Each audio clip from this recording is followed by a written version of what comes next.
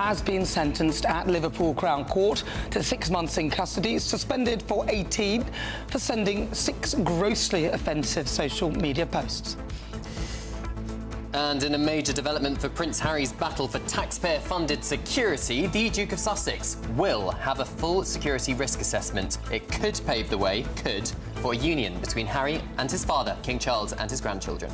And as Ukrainian President Volodymyr Zelensky visits Downing Street, Defence Secretary John Healey unveils new high-tech forces to protect Britain's undersea cables. Mark Wight will bring us the latest.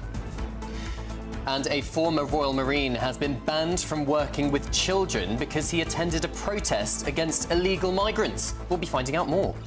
There's been some shocking reports that migrants are being granted asylum without a face-to-face interview. We will be covering that. And Britain has a new world champion. Lando Norris won the F1 Drivers' Championship yesterday. Our reporter Isabel Fekulak has the latest. I'm here in Woking, the home of McLaren's headquarters, and we'll be getting reactions following yesterday's landmark victory. A school has launched a reward scheme to encourage their pupils to attend school. We're debating if this is really the best way to boost attendance. And Britain goes literally bananas, as 16 containers worth of bananas land in the Isle of Wight after falling off a cargo ship.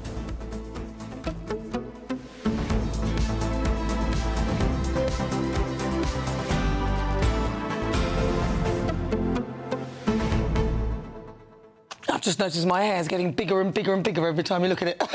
Well, isn't it? Well, Nana, you've had... It's like Hair Bear. Well, you've been in the heat, haven't you, in California for last week? Very jealous. I have. I went to Las Vegas, and then I went to San Francisco. Yeah, it was very good.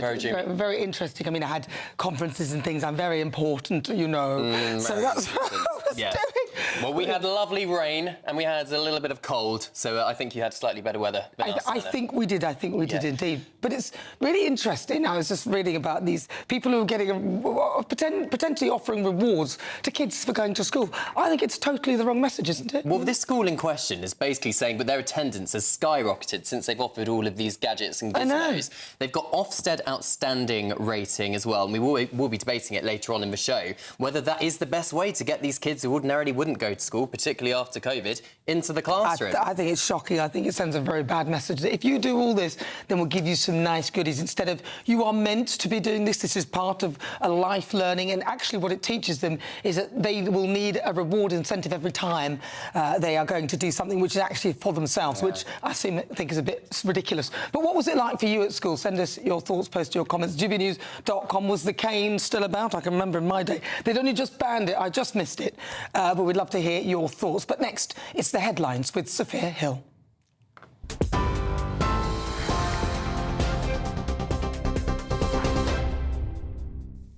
Nana, thank you. A very good afternoon. It's just gone midday. These are your latest headlines. Now we start with some breaking news in just the last few minutes. That former Premier League footballer Joey Barton has been sentenced to 6 months in custody, suspended for 18 months for sending offensive social media posts. The former Manchester City player was sentenced at Liverpool Crown Court this morning for sending, quote, grossly offensive social media posts aimed at broadcaster Jeremy Vine and football pundits Lucy Ward and Eni Aluko. The judge called Barton's attacks targeted, extreme and harmful, adding that they were racially aggravated. Kemi Badenoch says that a nationwide inquiry into grooming gangs must leave no stone unturned. Speaking this morning, the Conservative leader demanded that the government speeds up work on the National Grooming Gangs inquiry. Ms Badenoch explained how she's spoken to many survivors and is now speaking on their behalf. She referenced conversations with her survivors, unveiling draft terms that focus on non-familial abuse and whether the religious or ethnic backgrounds of perpetrators contributed to authorities failing to act. It comes as MP Robbie Moore warns that the Home Office may already have breached Baroness Casey's audit, claiming that no national order has been issued to preserve grooming gang records. Shadow Home Secretary Chris Philp told GB News this morning that he believes Labour are dragging their feet with the issue. Nothing in the last 6 months. They don't seem to care about this issue. Frankly, the Labour Party would rather this issue goes away, I think, because they don't want to talk about the fact that the perpetrators of these evil crimes committed against young girls were committed mainly by men of Pakistani heritage. It seems like the government don't want to address that issue or the fact these terrible crimes were covered up. Prince Harry's security in the UK is now under fresh review. The Home Office has reportedly ordered a full threat assessment for the first time since 2020, after the Duke wrote to the new Home Secretary asking for a formal risk review. It follows Harry losing his appeal over reduced taxpayer-funded protection, a decision he says makes it impossible to bring Meghan and their children back to Britain safely. Ravik's Risk Management Board is reassessing his threat level, with a decision expected next month. And it comes amid reports that a known stalker twice came within feet of him on his last trip to the UK. A big promise for Britain's young workers as Sir Keir Starmer rolls out a major apprenticeship boost. The Prime Minister has unveiled a £725 million investment, creating 50,000 new opportunities in fast-growing sectors like AI, hospitality and engineering. It comes as youth apprenticeship starts have plunged nearly 40% in the last decade. GBNews heard from Sir Keir Starmer earlier on. We did have in place in this country for quite a long time a target that 50% of our young people get to university. I've taken that target down and put a new target up, which is 2/3 of our young people to go either to university or to a good apprenticeship. So we really are putting them on an equal footing. Elsewhere, the UK is stepping up its defence of vital undersea cables and pipelines with a new multi-million-pound Atlantic Bastion force. Defence Secretary John Healey says that the UK and its allies are ready to track and deter Russian submarines using autonomous vessels, AI, warships and aircraft. He says that subsea infrastructure carrying 99% of global data must be protected from growing interference. We see, and I called out a few weeks ago, the Russian spy ship Yantar in and out British waters.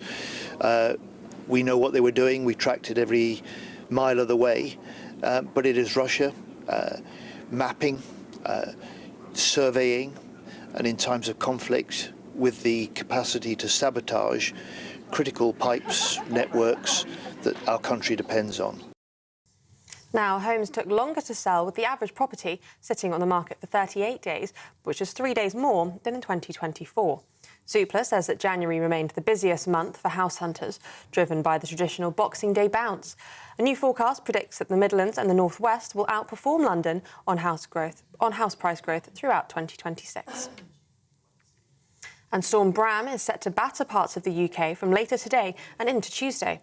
Forecasters warn that the storm will sweep north, bringing heavy rain and strong winds across Scotland, Northern Ireland, Wales and parts of the North West and South West. The Met Office says that winds could reach 70 to 80 miles an hour, with amber warnings in place for North West Scotland. Up to 100 millimetres of rain is expected in some western areas, with risk of flooding, travel disruption, power cuts and large coastal waves. Those are the latest GB News headlines for now. More from me in just under half an hour. Cheers Britannia Wine Club proudly sponsors the GB News Financial Report. Here's a quick snapshot of today's markets. The pound will buy you $1.332 and €1.143. The price of gold is £3,157.75 per ounce, and the FTSE 100's at 9,662 points. Cheers Britannia Wine Club proudly sponsors the GB News Financial Report.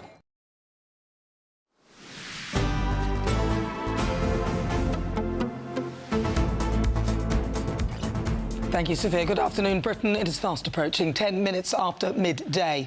Now, Kemi Badenoch is placing pressures on the government to speed up its efforts to establish a national grooming gangs inquiry. Yeah, speaking earlier at a press conference, the Conservative Party leader unveiled a draft terms of reference for the inquiry. Take a listen to what she said. That a national inquiry must leave no stone unturned. It must investigate councils, the police and even the government if necessary. It must be time limited, and it must consider the role of ethnicity, religion and other cultural factors.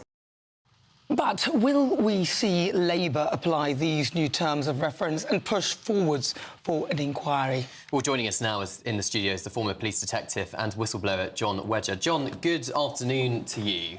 Just first of all, do you mind explaining your personal experiences with grooming gangs investigations and what led you to become a whistleblower? Yeah, I've been talking about this, screaming about this for 20 years, 10 in the police and 10 outside. I'm a retired detective, and in 2004, a stone's throw from where we are now, I was involved. There was 2 of us investigating allegations that children were being taken out of care homes and, for a better term, pimped out. I'm not endorsing the term, that's just how it was. The first girl that came forward, I was sent to see her. She was in a kids' home. She was making allegations that she was being picked up, taken to the streets around the corner and traded. My briefing initially was, tell her to shut up, she's a liar. I went to see the girl. She was 13, 14 years old. She was a very small girl, small for her age. And the process was, her mother was a drug addict. She was subject to care orders. The unifying factor with a lot of these kids were they're all subject to the care orders. The care system all knew about them. So whenever any local authority says they don't know, it's a lie. They knew, as did the police. The police knew. And it turned out 15 years prior to me speaking out, there was evidence in intelligence report that the police knew what was going on. And this girl, she would be picked up from her point of residence. She'd be taken and passed around a crack house. Oh, God. Which, again, is about 100 yards from this building. She'd be handed round to all sorts. The crack house was at the time run by Jamaican Yardies. She would be passed around for 10 rocks a time. From there, she'd be taken to budget hotels along the Sussex Gardens area, which is the road adjacent to this, parallel to this, where it would be transient builders, usually from the north or from Scotland. Back then, it wasn't the East Europeans, it was, you know, English guys. Their rooms would be put aside for the girl, and she would be raped in there. She would then be put on the street, dumped on the street of Sussex Gardens, again, round the corner from here. And at the very end of the evening, early hours, she'd be taken to wealthy upmarket Arab restaurants in Mayfair, where she'd be traded for £2,000 a time. She said, it's not just me, John, there's others. She introduced me to another girl who was smaller than her, and another girl. Very quickly, we found nearly 36 kids, all from the care homes.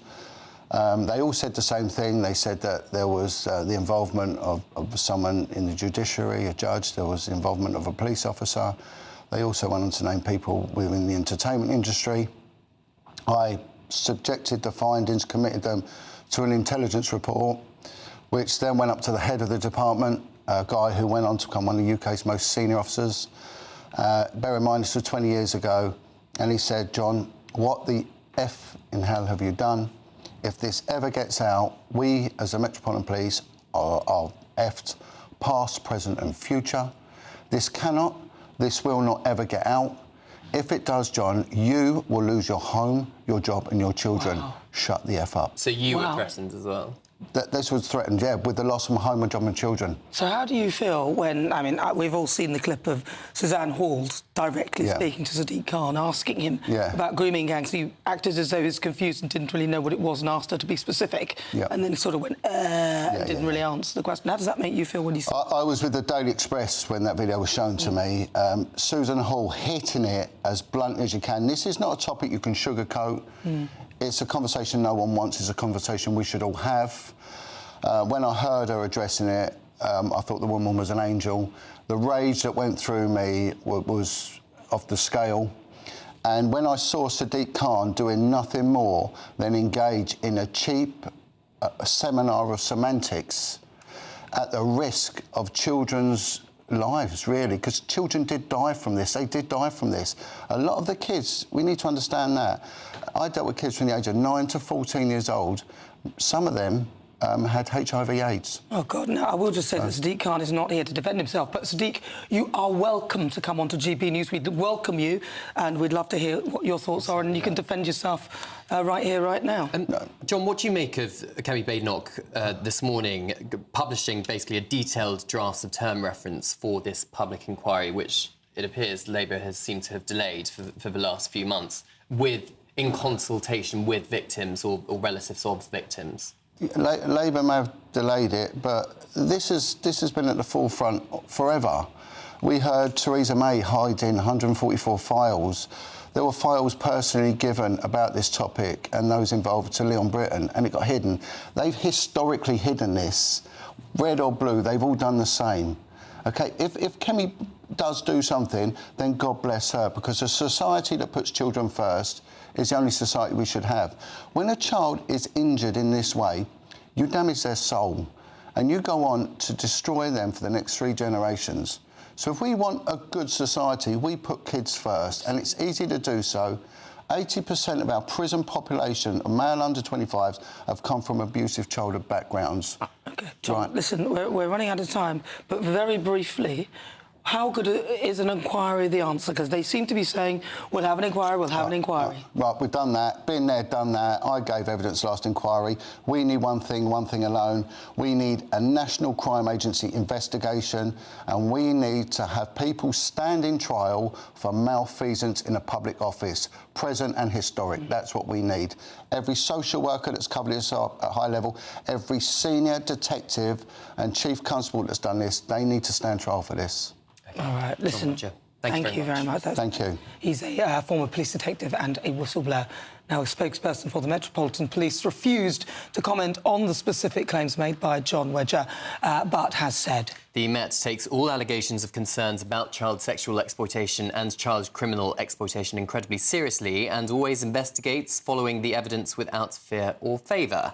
Since 2022, there have been significant improvements to how the Met identifies and investigates group-based offending, including training for 11,000 frontline officers and the expansion of our child exploitation teams. We are utterly committed to protecting vulnerable children and bringing those responsible to justice.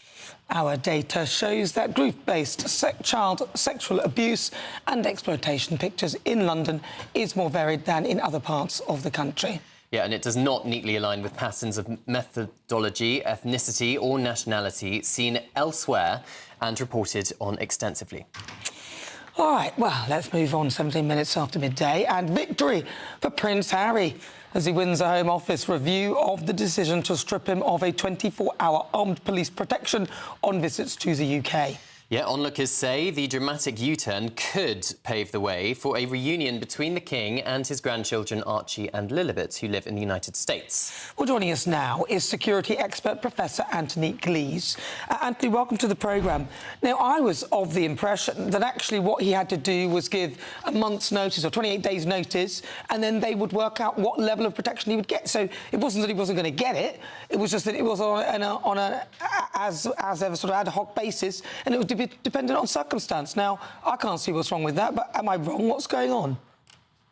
Well, I think this is an interesting intersection of a security issue, the security of Prince Harry, and a political issue as to whether it should be as easy as possible for Prince Harry and his children and his wife to come to the UK and help the royal family, who, as everybody knows, are currently in a fairly difficult position vis-a-vis public esteem of what they do, rightly or wrongly. That's just the position. So if it's easier for Prince Harry, who is, again, rightly or wrongly, popular and people want to see him here in the UK, if it's easier for him to come to the UK, then that's a political plus for the House of Windsor.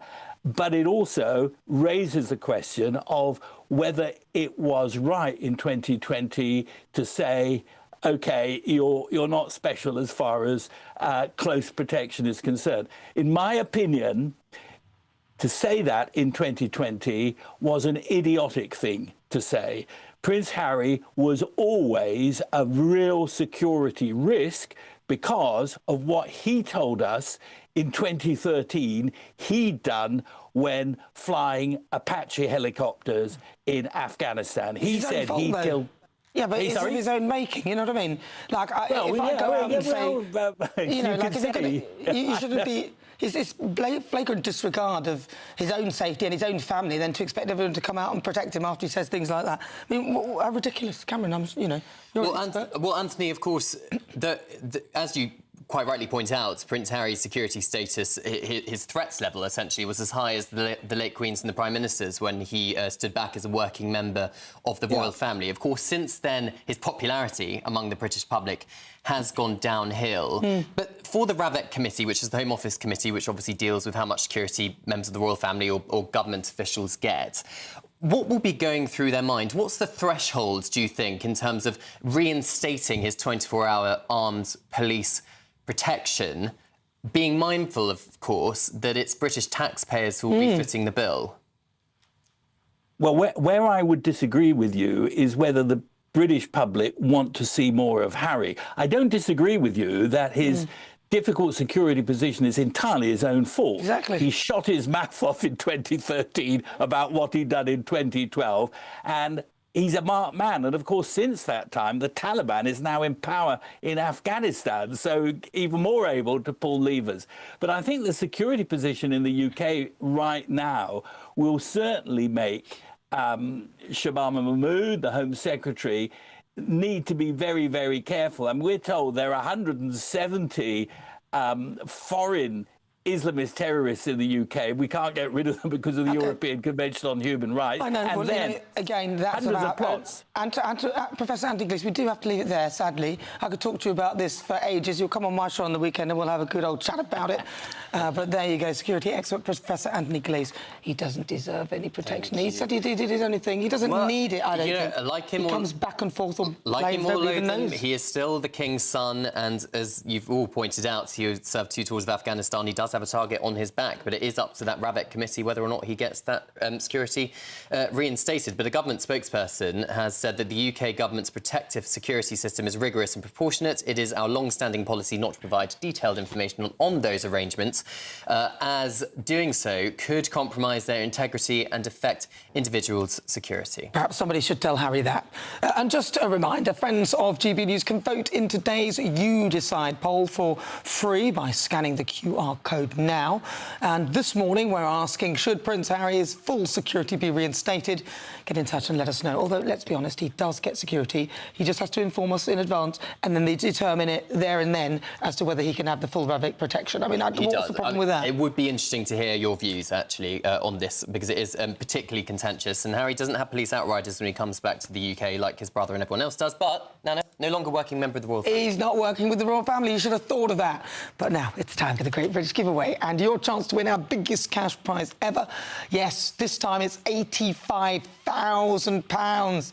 Here are the details that you need.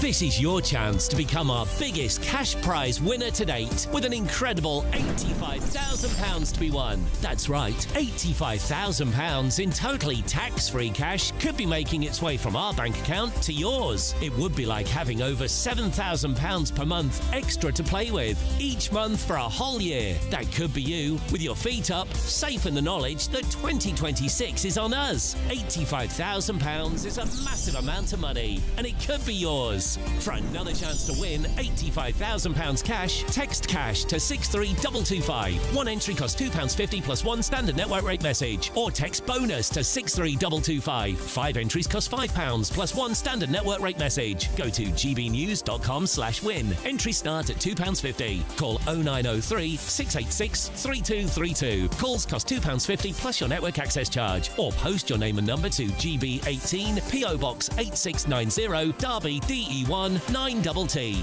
UK only. Entrants must be 18 or over. Lines close at 4 p.m. on the 30th of January. The winner may be contacted live on GB News, week commencing the 9th of February 2026. Please check the closing time if listening or watching on demand. Good luck.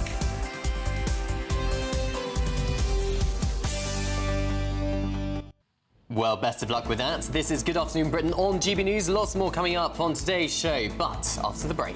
Yes, Britain announces a brand new underwater force to deter Russian submarines. Our Home and Security editor Mark Wight will have the latest. All of that and much more coming up. This is GB News, Britain's news channel.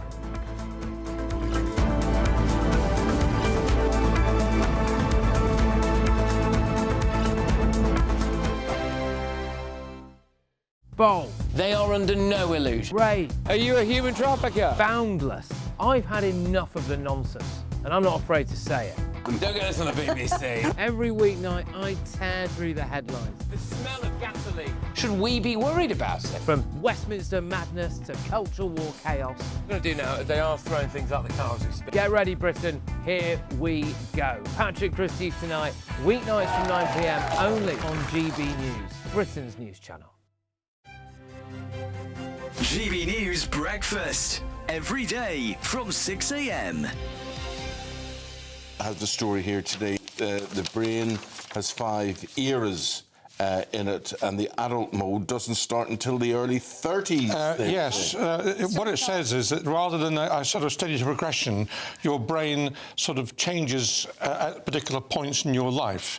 So you've got phases of your life. So you change at 9 is the first point where your brain changes. Then it's 32 when adolescence finishes in terms of your brain, according to the study. Then you've got 66, which is where I've just got past. And then you've got 83. And then what happens in 66? I'm asking for someone to know. Asking for a friend. You're asking for a personal reason. I'm afraid we start having less effective brains past 66 is what the consequence is. Some of the neural functions don't work as well, so it says here. Of course, even there are exceptions, such as you and me, perhaps. No, I know there's plenty of things going wrong, yeah. But 32 is the strongest overall shift in trajectory, it says here. This is a study that's been carried out, but I think Cambridge University have done What this. happens at 32, asking for a friend? Well, you end up becoming more of an adult than you were when you were 31, apparently. That's good. I became an adult last week. Yeah, I know. Happy birthday. Thank you. I'm surprised they haven't, made a discrepancy between male and female brains in this, because I don't think men ever grow up. I think the adult, wouldn't you? Maybe 66 is the way that men mature. If they ever do. Because your birthday's what, December the 3rd? Yeah. Yeah. Coming up, Eamon. But I agree with you about not growing up. I mean, people say, what do you want for Christmas? What do you want for your birthday? He wants a big burger from the Metro. Men like toys. GB News, the People's Channel. Hi, I'm Michelle Dewberry, and my show is your opportunity to cut through all the noise and dive in headfirst to some robust debates. Ideas clash. Situation, because the failure is... You're deliberately avoiding my point. Nothing's held back. And if you think this is the end of it, wait for more. And we do not shy away from the difficult stuff. Sometimes I want to shake people and say, if only you understood. So join me on Dubes & Co. weeknights at 6 p.m, only on GB News, Britain's news channel.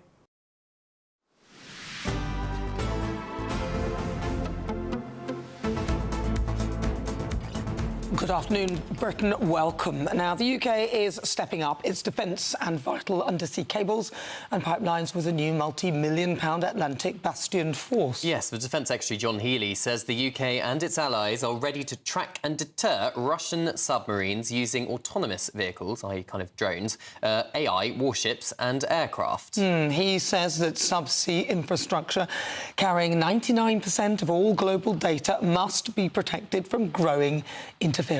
Well, joining us now is GB News Home and Security Editor Mark Wight. Mark, good afternoon to you. It sounds tough. Will it be effective? Well, it's a vast area, to be honest. It will do some good, of course.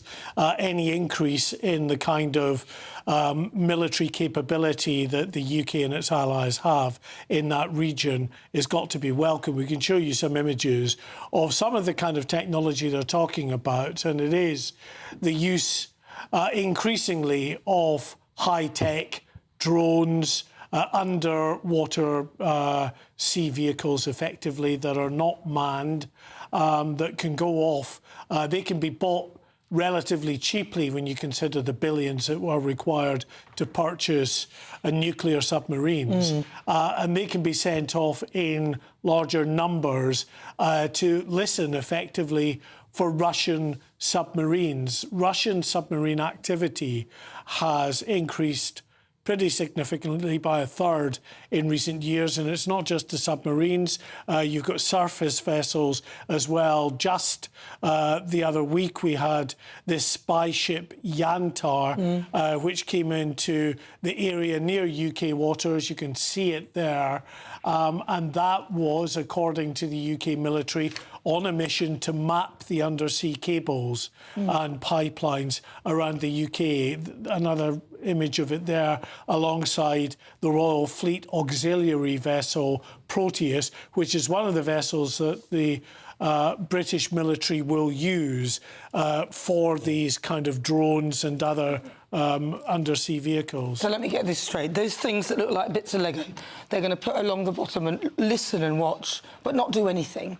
President Trump kind of alluded to it, that if something enters your space in that way, that you should kind of destroy it. Because otherwise, as we've seen with the Ukraine war, we've seen what happens there.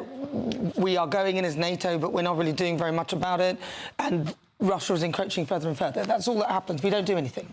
Yeah, you can't destroy it unless you know where it is, and that's why the move is towards getting lots of these lower cost, high tech mini submarines that are unmanned out there into that area to look for Russian submarines. Then, if they know that there are submarines and surface vessels looking for these undersea cables, they can then deploy a fully manned nuclear submarine and surface vessels such as Royal Navy frigates to the area. Then they can take the more proactive action that you're talking about there. John Healey has been sort of front and centre as our Defence Secretary of trying to boost our capabilities when it comes to confronting the threat from Russia, from that submarine threat. This is what he said just at the weekend there. We see, and I called out a few weeks ago, the Russian spy ship Yantar in and out British waters. We know what they were doing. We tracked it every mile of the way. But it is Russia mapping, surveying, and in times of conflict with the capacity to sabotage critical pipes, networks that our country depends on. So Defence Secretary John Healey there, and he was part of the deal with Norway to build more of these frigates. We're currently building Type 26 frigates, and Norway has decided to get on board with that partnership to build more of these frigates like HMS Glasgow that can be used in that sort of submarine hunting role. And that will, again, just help boost the number of submarines around the area. You can see that's earlier on in the build of HMS Glasgow. It's now actually almost complete, being fitted out, and will soon begin its submarine hunting duties. And Mark, just very briefly, for people watching at home and listening at home, these undersea cables that we have that Russia appears to be targeting or tracking, how important are they? What would happen if they were destroyed or damaged? They're hugely important, and this is being seen as a new battle sphere going forward. The fact that undersea cables and pipelines run to every country in the world. They are all interconnected. So, of course, there is a risk that your enemy might seek to cripple your sort of vital infrastructure by going after these cables. Why can't we go around theirs and have a hover around in Russia and do the same thing? Well, if you think we're not doing that, perhaps... Well, are we? No. We are. Oh, okay. Right, thank you, Mark Wight. Really good to speak to you. A bit of insider info. Right. Well, fingers crossed we don't start a war. Anyway, this is Good Afternoon Britain on GBNews. Lots more coming up on today's show. Yes, a former Royal Marine has been banned from working with children after attending a protest against illegal migrants. Just what on earth is going on? All of that and much more after your latest news headlines with Sophia Hill.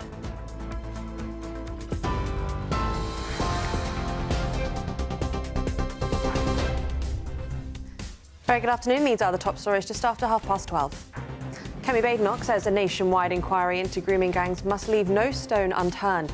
Speaking this morning, the Conservative leader demanded that the government speeds up its work on an inquiry. Prince Harry's security in the UK is now under fresh review. The Home Office has reportedly ordered a full assessment threat for the first time since 2020, after the Duke wrote to the new Home Secretary asking for a formal risk review. A big promise for Britain's young workers as Sir Keir Starmer rolls out a major apprenticeship boost. The Prime Minister has unveiled a £725 million investment, creating 50,000 new opportunities. Concert goers could face soaring ticket prices as major arenas are hit with huge hikes in property tax. New analysis shows that the valuations could rise by up to 300%. Those are the latest headlines for now. More on those stories at the top of the hour.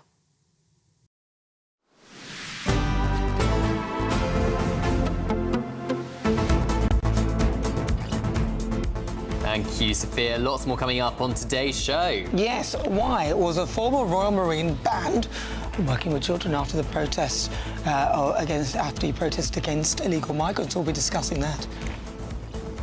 All of that and much more coming up. This is GB News, Britain's news channel.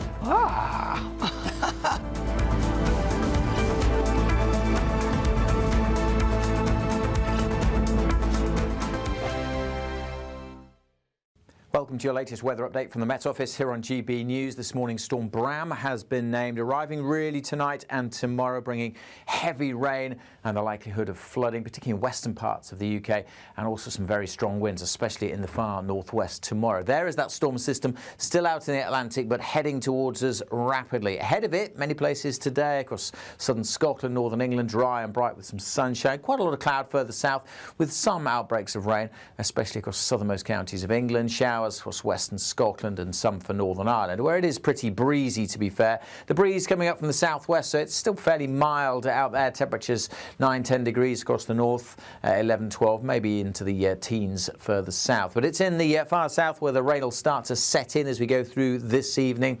Heavy bursts of rain eventually developing, and because it's been so wet, of course, the ground very soggy indeed, so any extra rainfall likely to cause some further problems.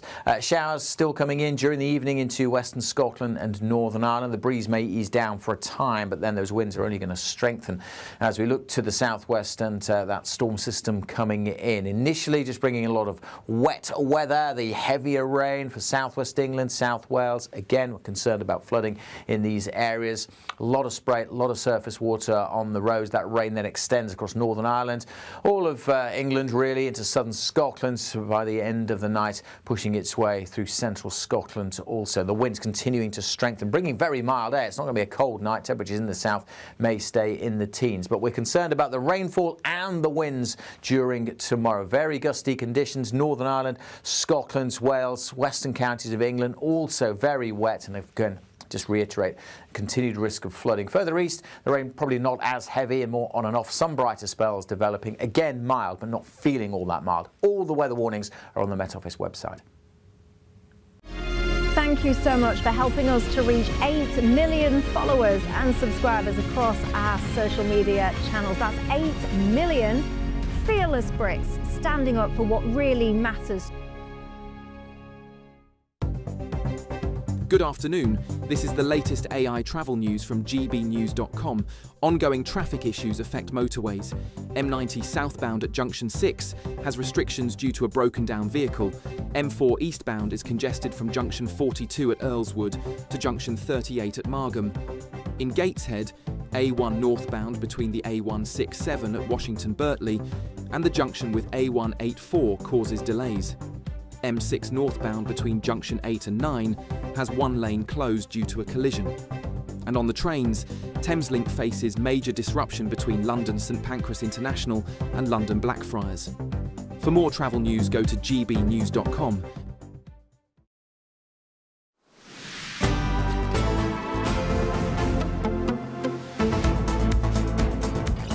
Welcome back to Good Afternoon Britain. The time is 12:38 and a former Royal Marine has been banned from working with children after he protested against illegal migrants. Jamie Michael, an Iraq War veteran, was barred from coaching his daughter's football team after he posted a video online following the Southport murders, where he described some migrants as scumbags. Well, despite being cleared by a jury in just 17 minutes, a local safeguarding board ruled Mr Michael as unsuitable to work with youngsters.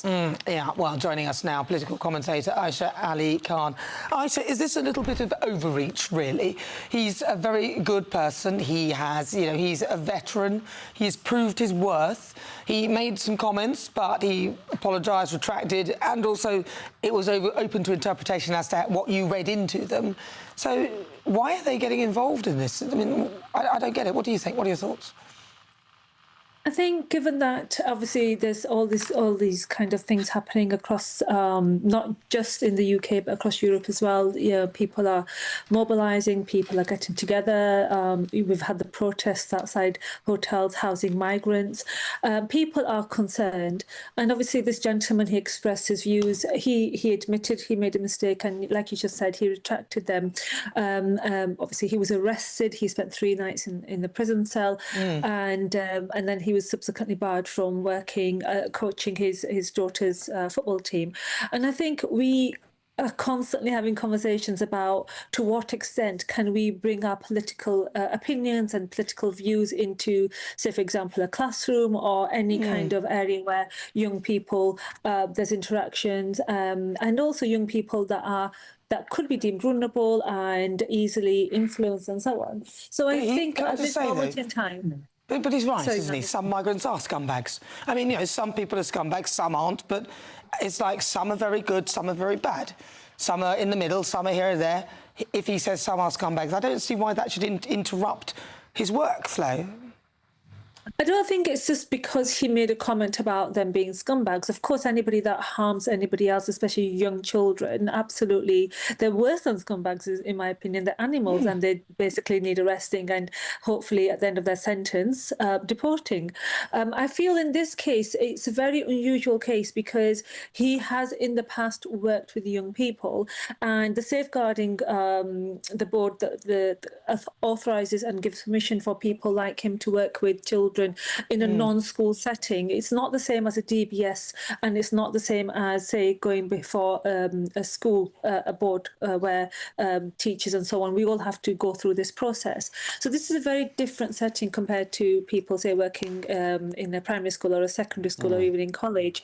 But I do feel that given the rise, the figures actually just came out last month in November, something along 21% of cases that the police are investigating right now under the Prevent banner are actually far-right terrorism cases. And obviously I'm from Keighley, so of course there was a terror cell 4 years ago where 4 people were convicted of trying to manufacture a bomb and also download and print a 3D gun, and their aim had been to target mosques and so on, and the local community in Keighley, and they were all found guilty. So these are the kind of things that basically people are more vigilant about, and people in authority are basically, I mean, we have training all the time. Yeah, I think, I was just sorry to interrupt. I just think what some people are concerned about is this perceived double standards, because Jamie was acquitted, so he wasn't found guilty by a jury. It was after that that the Safeguarding Board ruled a child protection concern, which made him be essentially banned from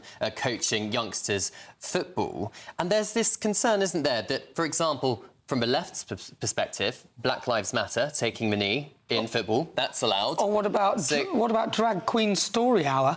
I mean, you know, there's drag queens going, some of them have very dodgy social media profiles going into schools telling stories. But that was allowed. Yeah, but if you have concerns about migrant, for example, Ayesha, that's branded as kind of far-right and dangerous. So is there a bit of a double standard here?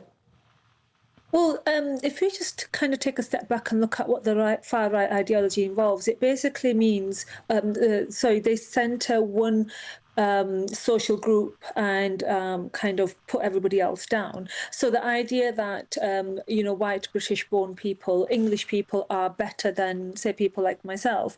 And I see this online all the time, and I'm not saying the gentleman involved has ever posted anything like this, but I'm just talking about in a general term what far-right ideology entails. It's basically there's one group that's better than others and everybody else is inferior. And obviously we've seen this in the past. We've seen how the rise of Nazism and so on led to, first it started with this idea that there was only one group and everybody else was inferior. That's a slippery... But that's a stretch from. But that is a stretch from where he's at, isn't it? And I hear you. We know about far-right ideology, but we also know about extreme left ideology as well, both equally as damaging. But the point here is that he wasn't affiliated to either of that. So it seems a bit of exactly as Cameron pointed out. Think about drag queen story hour. Now that. As you know, you have some of these drag artists posting all sorts of weird profiles and strange things going on. Yet these people are allowed in schools. And I find that inappropriate as well. I find that deeply inappropriate as well. But that's allowed, you see. wearing bondage gear and so on, and going into schools and talking to children, and I've actually spoken out against that as well in the past. And what I feel in this case is that this individual has tried to work with children, coach his daughter's team, and he's been barred, and that obviously has highlighted this kind of lack of this. Basically stopping him from exercising his free speech, and this is kind of where the crux of the problem is, that you should be able to post things and express your political opinion. But I think in this case, because of his past, because he was arrested, because he was, he's only just been acquitted recently, and I think that has been a long. Yeah, but some people would say that. Long-running case. But some people might argue, Aisha, that his arrest was a bit ridiculous. Well, Aisha Ali Khan, thank you very much. Thank you. Just to apologise for any offensive language there in that segment, but a spokesperson for the Safeguarding Board separately said that the Safeguarding Board and its multi-agency partners take its responsibilities very seriously. It would be inappropriate for the board or its partners to comment any further at this time. All right, well, good afternoon. This is Good Afternoon Britain on GB News. Lots more coming up on today's show. Yes, we'll be crossing to a very, very happy McLaren HQ as the British Formula 1 champion, Lando Norris, he celebrates his World Championship. But now, if you're in search of some holiday sun, and God knows we need it, here is the forecast for some hotter European holiday destinations. Ready to soak up that holiday sunshine? Won't we need some cover? No worries. All sorted. All Clear Travel Insurance sponsors GB News Travel Destinations Forecast. The unsettled conditions arriving across the UK tomorrow will also be influencing other western areas of the Mediterranean. In fact, the rain band will extend all the way down into parts of northwestern Spain, Portugal and Madeira. Central areas of the Mediterranean, though, faring off best with some fairly decent fine and calm conditions, but we do have further showers across the far east, particularly around areas of Cyprus. For many areas, though, the week ahead does look generally dry and sunny.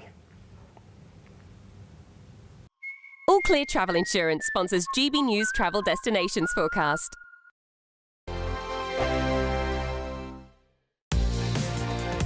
Mornings don't have to be tiresome, especially if you have the right company. Wake up to news as it happens, opinion and debate, and of course, a little bit of entertainment too.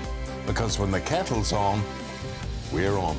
That's Breakfast on GB News, a show worth waking up for. Every morning from 6 a.m. Only on the People's Channel, Britain's news channel.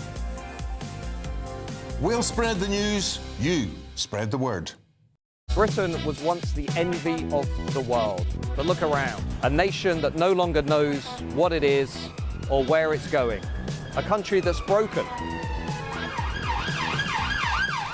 How do we fix Britain? How do we bring it back? Friday night with Matt Goodwin at 8 p.m.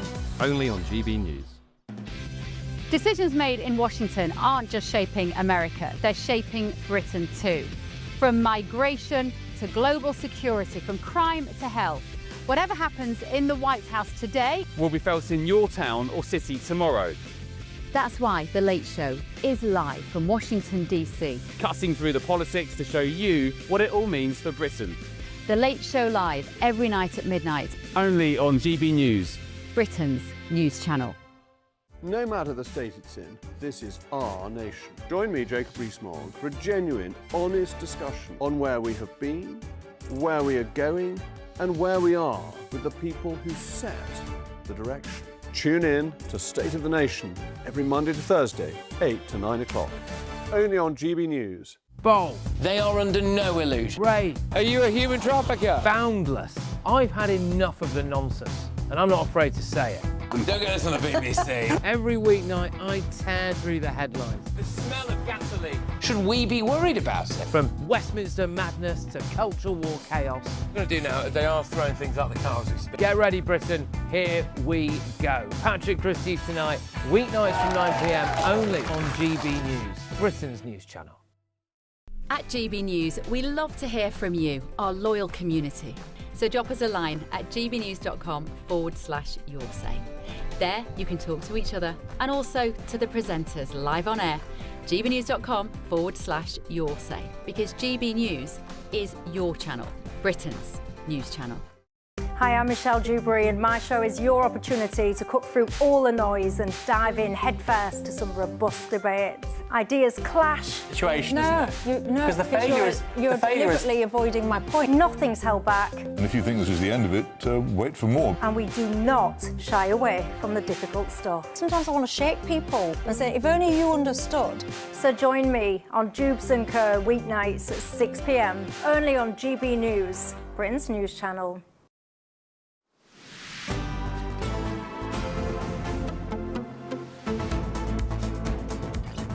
Welcome back. The time is 12:50 and British driver Lando Norris has won his first Formula One Drivers' Championship. Yes, the 26-year-old McLaren driver finished third at the Abu Dhabi Grand Prix to grab the title by 2 points from Red Bull's Max Verstappen, who won the race. He's become the 11th British Formula One world champion. Well, GB News' reporter Isabel Fekulak joins us now. Isabel, what more can you tell us? Well, celebrations are definitely underway this morning. I was down at McLaren's headquarters where staff were arriving today with that extra sense of pride for where they work, a sense of pride that is travelling around the country and here in Woking, where I had some great reactions earlier today from people on the ground. It's been a long time coming. I've been waiting 28 years for this since the last double world championship. When I first started with McLaren, it was Mika Hakkinen with David Coulthard, and it's been a long time coming. I thought it was a great result, just what I wanted, just what we've all been hoping for. I think it's a great result for McLaren's, great result for Lando, and it's brilliant to see him world champion. I'm absolutely buzzing for McLaren. It's really, really good for Woking and Lando Norris. I live in Woking, so it's really good for the community and that to see McLaren do so well. So absolutely buzzing for McLaren.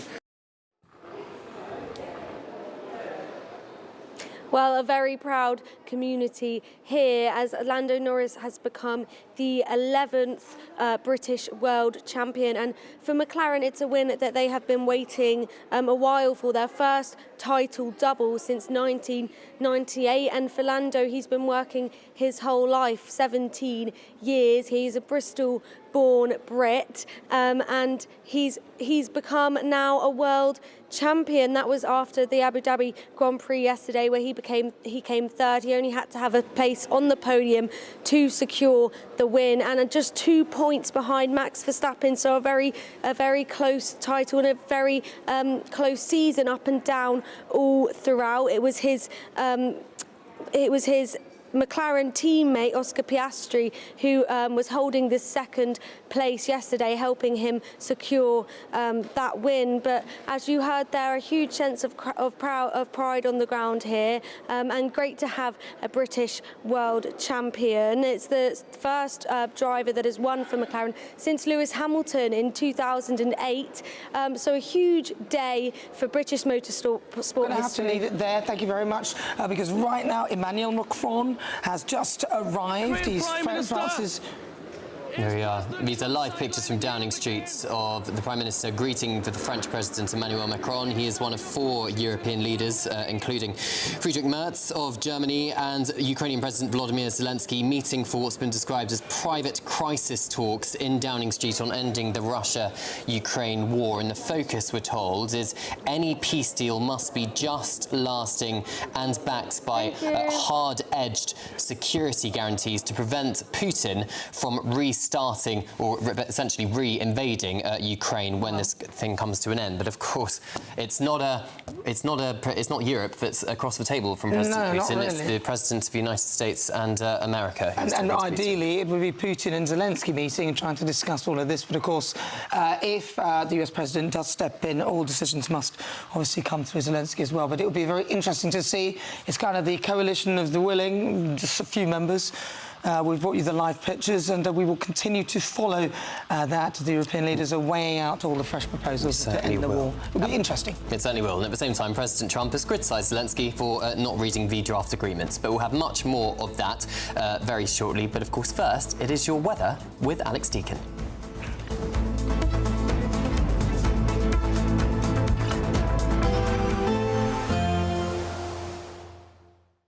Expect warm spells with the odd rude interruption. Boxed Boilers sponsors the weather on GB News. Welcome to your latest weather update from the Met Office here on GB News. This morning, Storm Bram has been named, arriving really tonight and tomorrow, bringing heavy rain and the likelihood of flooding, particularly in western parts of the UK, and also some very strong winds, especially in the far northwest tomorrow. There is that storm system still out in the Atlantic, but heading towards us rapidly. Ahead of it, many places today across southern Scotland, northern England, dry and bright with some sunshine. Quite a lot of cloud further south with some outbreaks of rain, especially across southernmost counties of England. Showers across western Scotland and some for Northern Ireland, where it is pretty breezy, to be fair. The breeze coming up from the southwest, so it's still fairly mild out there. Temperatures 9-10 degrees across the north, 11-12, maybe into the teens further south. But it's in the far south where the rain will start to set in as we go through this evening. Heavy bursts of rain eventually developing, and because it's been so wet, of course, the ground very soggy indeed, so any extra rainfall likely to cause some further problems.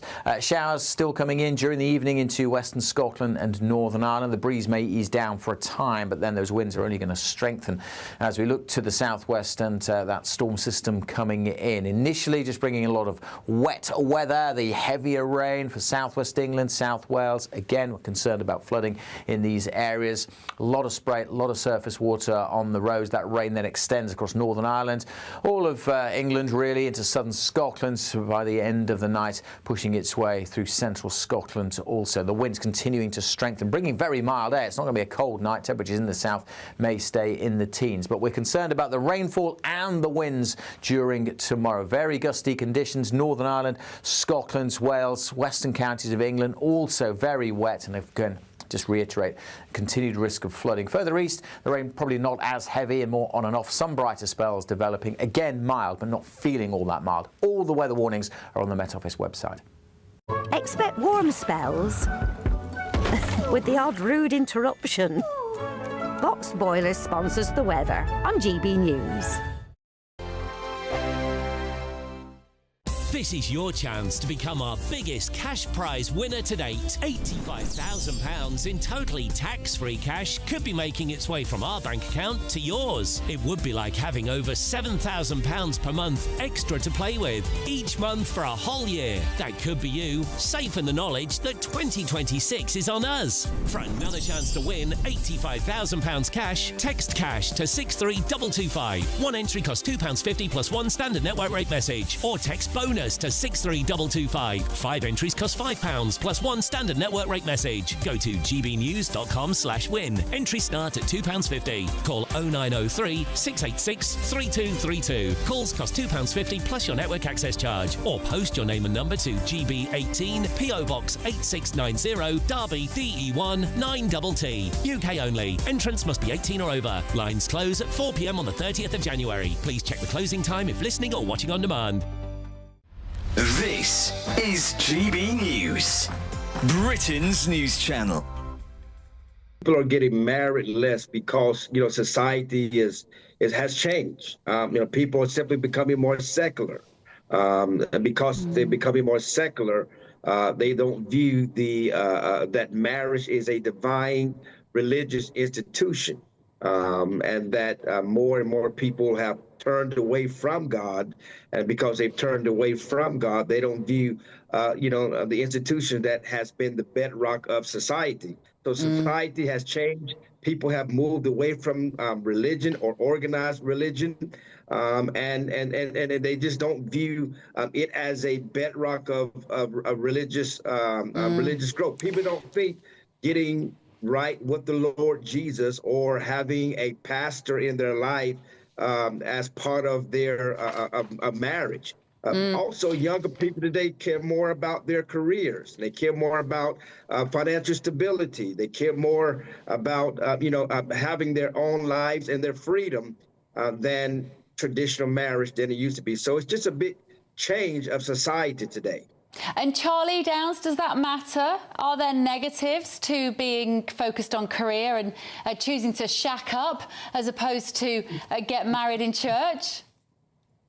Very much so. I mean, I like to think that I am slightly swimming against the tide because, there we go, I got married at the beginning of last month, and I'm 24. Aww. And the last time that the average age of marriage in this country was 24 was 60 years ago. The average age of marriage now is about 33 years old, which is a historic high. And I think this is largely because of the reasons that Pastor Mark outlined just now, which is that we don't actually understand as young people what marriage is. GB News, the People's Channel.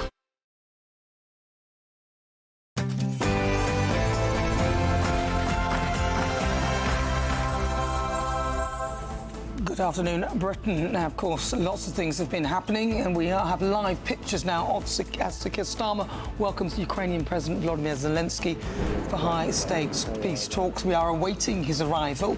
But, of course, Emmanuel Macron will be there, also Merz, at the table. The leaders are weighing fresh US proposals to end the war as Russia's bombardment continues. Yes. It's quite frightening, isn't it? It certainly is. In the last 10 minutes or so, we have seen the President of France, Emmanuel Macron, arrive and greet Sir Keir Starmer in front of the media. This is being described as private crisis talks in Downing Street on ending the Russia-Ukraine war. The focus, we're told, is any peace deal must be just, lasting and backed by hard-edged security guarantees, essentially to prevent President Putin from re-invading Ukraine in the event of a ceasefire. Exactly. Now, the leaders, they're going to be discussing the peace plan.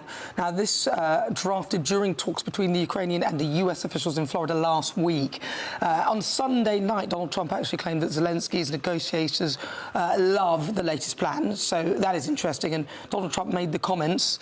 And Zelensky said that he would also be briefed by his negotiators and said that some issues can only be discussed in person. So it sounds like Zelensky is really edging for that meeting again with Trump.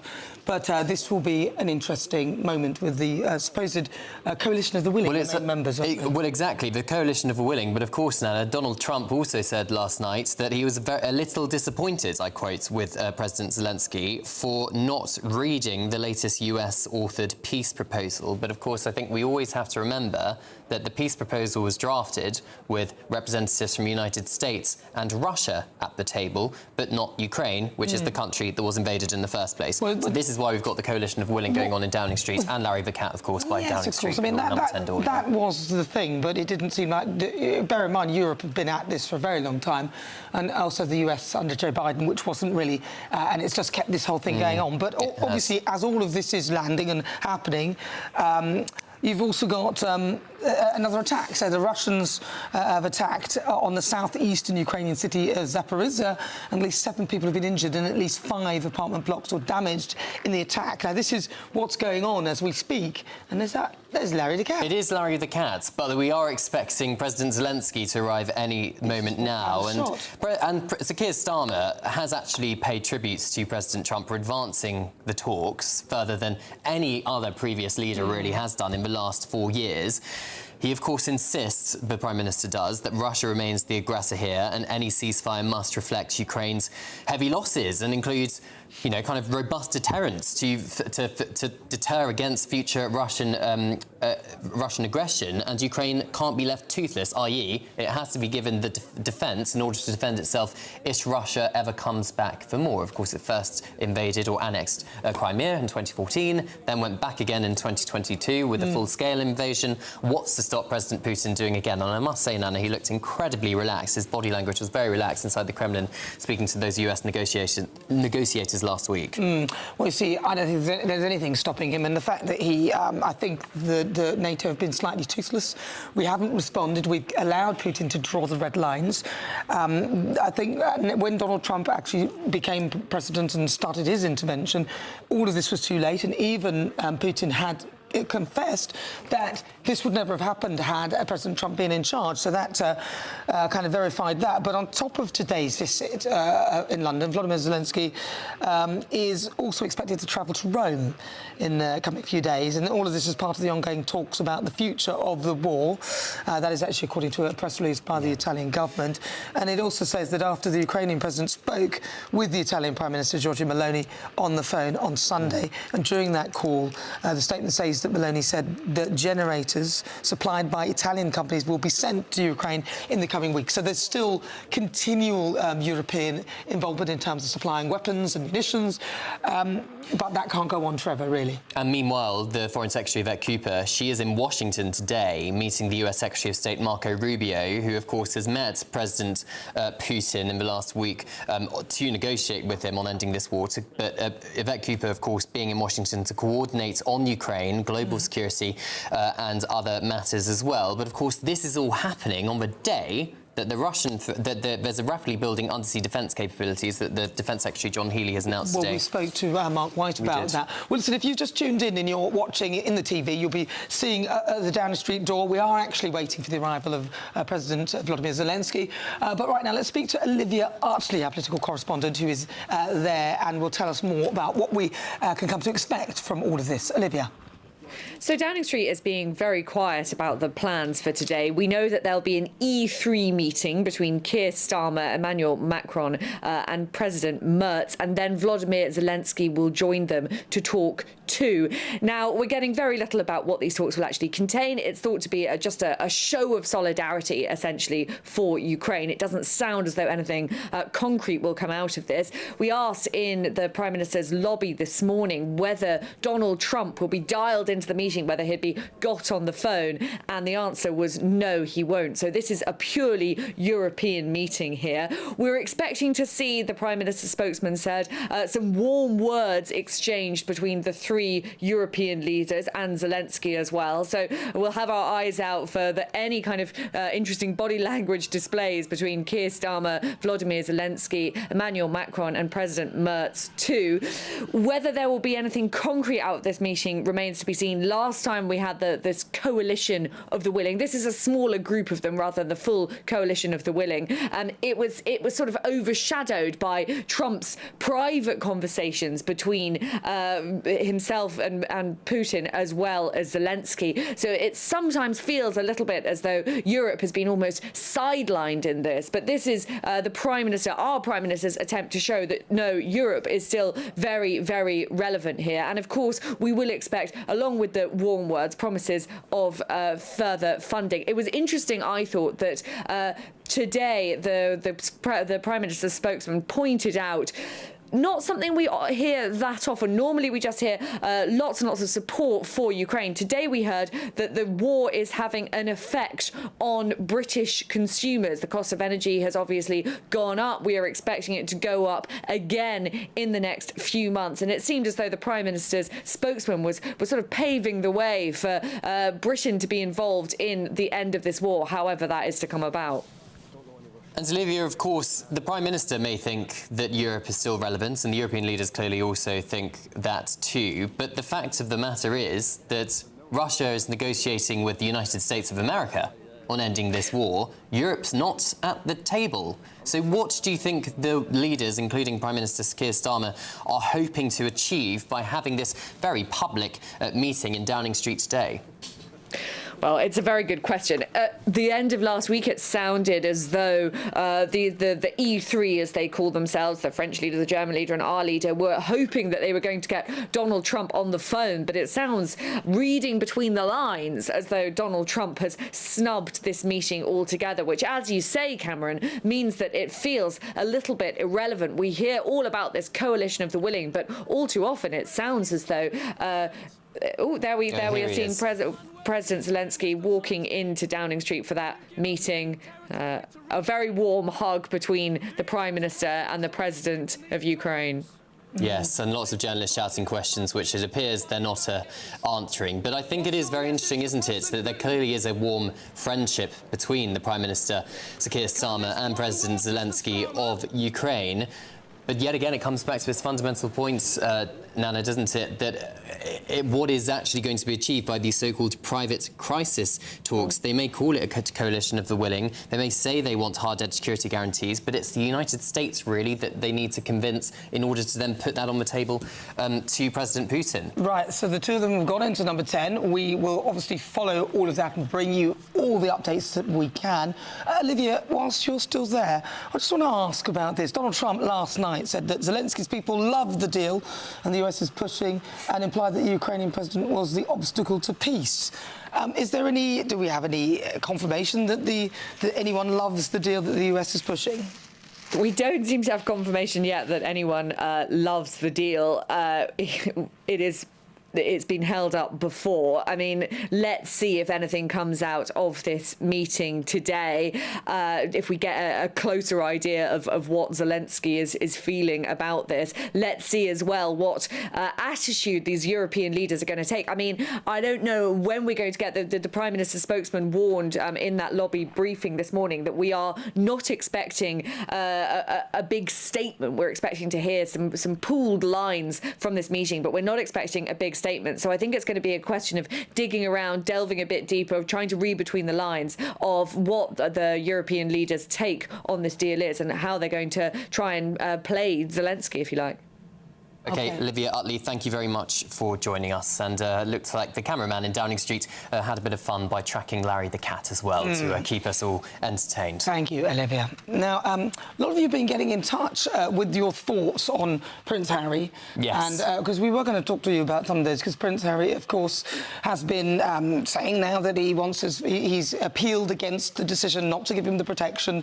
And lots of people have been getting in touch, Cameron. I know you've got some. They certainly have. And you may remember, of course, that my normal job is being royal correspondent here at GB News, but lots of you have been getting in touch with a number of questions on this whole Prince Harry security issue. Just for those of you who aren't aware, it appears that the Home Office have essentially granted a review into the threat level that Prince Harry faces when he's in the UK. The last time they had that review was when he was still a working member of the royal family, where the threat against him was pretty high as a former Afghan veteran and all the rest of it. So if they assess that his threat level is still as bad as it was back then, it could pave the way for him getting 24-hour armed police protection. But Karen's got in touch. Good afternoon, Karen. She says, well, why doesn't the King, or I'm assuming she means also Prince Harry, just pay for his security instead of taxpayers? Well, Prince Harry tried to do that. He tried to fight it in the courts for him to pay it himself, so it didn't burden the taxpayer. And the High Court judge ruled that, no, you can't pay for it yourself, because that sets a precedent, Nana, that any rich person can just pay on demand Metropolitan Police or any other police protection, and that makes makes people higher up. But wasn't his offer to pay didn't it come at an interesting timing? So it was more of an afterthought than an initial offer. Yeah, but he did still offer. Well, yeah, but it was kind of like an afterthought. I could pay for it myself, but he didn't really mean that by the sounds of it. But look, I don't see why his dad could pay for it, but it's not as if... I think sometimes this is posed as though he doesn't get any protection, but he does. All he has to do is put in the request about 28 days, I think it is, before his trip, and then they will look at it on a trip-by-trip basis. What is wrong with that? Now, a lot of people looking at this say that the dramatic U-turn could pave the way for a reunion between the King and his grandchildren, Archie and Lilibet, who live in the US. Well, joining us now is security expert Philip Ingram. Philip, good afternoon to you. Sources speaking to The Sun this morning suggesting that the ad hoc agreement that happens right now is actually far more expensive than it would be by having a couple of salaried officers with Prince Harry armed all the time when he's back in the UK. Do you think there's any truth in that? No, I don't. I don't see how it's more expensive. Everything is always done on a case-by-case basis, and whenever visits are coming in, you will always carry out an intelligence-based risk assessment at the time to see what the threat is, because the threat is continuously changing, and therefore, unless you know exactly what it is at that particular time, you can't assess the risk, and you can't assess what mitigation measures you need to take. So, this is nothing new. Well, listen, we spoke to somebody earlier, and his argument was, oh, well, Prince Harry's threat level has increased because of what happened in Afghanistan. But then the reason why we all now know about his kill count was because he published that in Spare. He made himself a target. And now we, in a sense, are expected to pick up the pieces of that. But he's not a working member of the royal family. Other working members do not get 24/7 security. Why should he? Well, he'll only get it if the threat suggests that it's appropriate, just like any other member of the royal family, working or not, like any other member of government, whether they're entitled to day-to-day protection or not, or any other visiting dignitary. We have to recognise that he is a public figure. He has been and is part of the royal family, whether he's working or not. Yes, That's there. But if he's actively doing things, Philip, that make it worse for himself, then he should pay for it. You know what I mean? If he's not a working member, he's exposing a kill count, he's making himself a target, and then turning around and saying, oh, well, my threat level's really high now. But he's not allowed to pay for it. Yeah, what I'm saying is the king should pay for it, or someone should do something. No, a couple of things there. He can't pay for it because, as was explained beforehand, that was set of precedents. The second thing is the private security that he will have with him and he does pay for can't be armed in the UK. And therefore, the only way that armed security could be provided is through the Metropolitan Police and through the Royal VIP protection capability. And therefore, that would only be allocated if the threat suggests that it is necessary, in the same way it would be allocated for anyone. And yes, he's put himself out there, but lots of people put themselves out there at different times. And it may or may not affect the threat. The fact that he is a former working member of the royal family, the fact that he is Prince Harry, that in itself attracts a degree of threat. And whether that requires armed security or not is a decision that the Metropolitan Police will make on a case-by-case basis. Philip, at the moment, Prince Harry came back a couple of months ago for some charity work, and I was covering those events, as I do with working members of the royal family. There was a noticeable difference into the amount of security he had. For example, he did not have police outriders. He did not have a backup car behind him. It was one single Range Rover, whereas other members of the royal family and politicians and ex-politicians have police outriders and a backup car with detectives who are armed in that car. What do you think is the threshold for the RAVEC committee, the Royal and VIP Executive Committee at the Home Office, who makes the decision to give him police protection or not, to reinstate that security? Because presumably they're thinking in the back of their minds, if some nutter took a shot at Harry, you know, when he's here in the UK, and he didn't have that protection, what the public reaction would be to that? Yeah, that is one of the factors that will be taken into account. But the main factor that will drive it will be an intelligence-led assessment of the threat at the time against the programme that Prince Harry is carrying out. And therefore, they will look at each element of that, where he's going, what the threat actors are in that particular area, and what the possibility is, because the last thing that they want is for anything to happen to him, and then think of the furore that would come out if anything did happen to him and he didn't have the right level of protection. That will happen to any visiting dignitary, whether they be Prince Harry, whether they be part of a foreign government or an opposition or something else when they're coming in, because the Metropolitan Police are there to provide that level of protection. And it brings in the Metropolitan Police, the intelligence services and everyone else in a standard procedure that will be applied to him like anyone else. I'm not buying the argument that it's going to set a precedent. He should pay for his own security, not armed security. He should pay for his security. But he is doing that. Well, good. Well, then, and he is doing that. Yeah, so what's his problem? The armed stuff will be on an ad hoc basis. I don't see why he's making such a furore over that. He needs to inform them. But that's what's happening. You know, the only thing the Metropolitan Police will do is provide armed security if the threat requires it. The rest of the time he's got his own private security. That's what he's got. So what is it? Well, his American security can't be armed or have access to MI5 intelligence while he's in the UK, which means that they essentially can't do much to protect him other than having a Metropolitan Police officer on call, essentially, Philip, from my understanding. He doesn't have armed police with him when he's in the UK. No, not at all, unless the Metropolitan Police provide it and the threat's there. His security team will liaise with the Metropolitan Police, but they won't be given access to sensitive material and all the rest of it. And this, what's happening now, the review by the Risk Management Board is merely a procedural review. It hasn't happened since 2020. A lot has happened in the world, i.e. with what Prince Harry has done himself and put out there, but also in world circumstances. You know, the war in Ukraine, Vladimir Putin's desire to create and stir the pot even more. What's going on in Southeast Asia? The threat levels across the world have changed dramatically. You know, Israel, Gaza.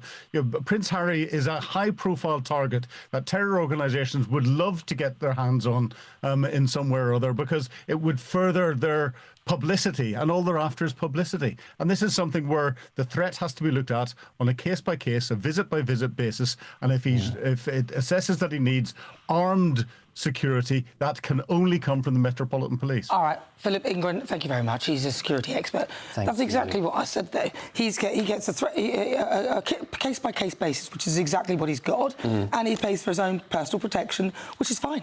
They may not carry guns, his own personal protection, but when he comes into the UK, he gets 28 days to let us know, and then he gets the protection. I think that this is, he's just demanding ongoing security for whenever, whatever, and I don't think he should get it. I suspect in the back of his mind, he still has what happened to his mother in Paris, and she didn't have protection that night when she lost her life, and he is paranoid, isn't he, that the same thing is going to happen to Meghan and his children. But the more I hear this, it was almost pitched as though he hasn't got security and protection. He has, and for some of the stuff he should pay for, and for the stuff that he can't pay for, it's done on an ad hoc basis. I just don't get what the problem is. He's got security. He will say it's not adequate, the protection he gets when he comes back to the UK, but of course that's an ongoing debate, isn't it, Nana? Well, sometimes he comes in and nobody even knows he's here, and then he goes out and nobody even knows he's here. He's proved that he is fine. I just don't get it. He's got security if he wants it. He just needs to give advance notice, and they work out whether he needs it. Well, a government spokesperson says the UK government's protective security system is rigorous and proportionate. It is our long-standing policy not to provide detailed information on those arrangements, as doing so could compromise their integrity and affect individual security. I would just point out, however, that Liz Truss, as the former Prime Minister of this country, who was in power for less than 2 months, gets automatic armed police protection for life, and Prince Harry, as the King's son, does not. Well, he's not a working royal, and he chose to do that, so that's kind of one of the things that happens if you choose not to do that. But just a reminder, friends of GB News can vote in today's You Decide poll for free by scanning the QR code now. And we're asking, should Prince Harry's full security be reinstated? The results are in. 7% of you say yes. Gosh. And 93% of you has said no. Wow. I'm with you on that. Well, absolutely not. Looks like British taxpayers not willing to pay for his security. No. So it's going to be interesting to see how the Home Office swing that one if they decide his threat level is increased. But yeah, let us know your thoughts. Keep them coming in. gbnews.com/your say. Right, now it's time for something for you. The Great British Giveaway, our chance to give you our biggest cash prize ever, an incredible £85,000. Here are the details that you need. This is your chance to become our biggest cash prize winner to date, with an incredible £85,000 to be won. That's right, £85,000 in totally tax-free cash could be making its way from our bank account to yours. It would be like having over £7,000 per month extra to play with each month for a whole year. That could be you, with your feet up, safe in the knowledge that 2026 is on us. £85,000 is a massive amount of money, and it could be yours. For another chance to win £85,000 cash, text cash to 63225. One entry costs £2.50 plus one standard network rate message, or text bonus to 63225. 5 entries cost £5 plus one standard network rate message. Go to gbnews.com/win. Entries start at £2.50. Call 0903 686 3232. Calls cost £2.50 plus your network access charge, or post your name and number to GB18 PO Box 8690 Derby DE1 9TT. UK only. Entrants must be 18 or over. Lines close at 4 p.m. on the 30th of January. The winner may be contacted live on GB News, week commencing the 9th of February 2026. Please check the closing time if listening or watching on demand. Good luck.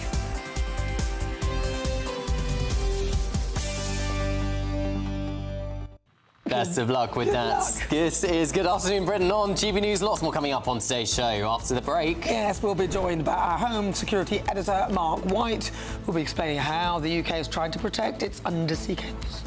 All of that and much more. This is GB News, Britain's news channel.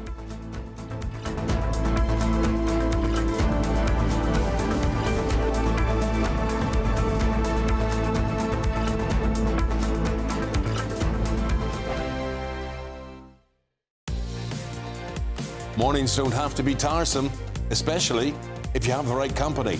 Wake up to news as it happens, opinion and debate, and of course, a little bit of entertainment too. Because when the kettle's on, we're on. That's Breakfast on GB News, a show worth waking up for. Every morning from 6 a.m. Only on the People's Channel, Britain's news channel. We'll spread the news, you spread the word. From the school run to the home run, watch a new show for all of Britain. He can say whatever he wants. A straight-talking show where all voices are heard. And, you know, when are we going to stop talking about smashing the gangs and actually do it? With the stories that matter from every part of our country. There's a bit of a crash landing there for your Chancellor. Bold, fearless and standing up for you. That's me, Martin Daubney, 3 p.m. till 6 p.m, weekdays, here only on GB News. The People's Channel, Britain's news channel. Britain was once the envy of the world. But look around. A nation that no longer knows what it is or where it's going. A country that's broken. How do we fix Britain? How do we bring it back? Friday night with Matt Goodwin at 8 p.m, only on GB News. Decisions made in Washington aren't just shaping America, they're shaping Britain too. From migration to global security, from crime to health. Whatever happens in the White House today will be felt in your town or city tomorrow. That's why The Late Show is live from Washington, D.C. Cutting through the politics to show you what it all means for Britain. The Late Show live every night at midnight. Only on GB News, Britain's news channel. No matter the state it's in, this is our nation. Join me, Jacob Rees-Mogg, for a genuine, honest discussion on where we have been, where we are going, and where we are with the people who set the direction. Tune in to State of the Nation every Monday to Thursday, 8 to 9 o'clock. Only on GB News. Bold. They are under no illusion. Ray. Are you a human trafficker? Boundless. I've had enough of the nonsense, and I'm not afraid to say it. Don't get this on the BBC. Every weeknight, I tear through the headlines. The smell of gasoline. Should we be worried about it? From Westminster madness to cultural war chaos. What I'm going to do now is they are throwing things out the car as we speak. Get ready, Britain. Here we go. Patrick Christie's tonight, weeknights from 9 p.m, only on GB News, Britain's news channel. At GB News, we love to hear from you, our loyal community. So drop us a line at gbnews.com/your say. There you can talk to each other and also to the presenters live on air. gbnews.com/your say, because GB News is your channel, Britain's news channel.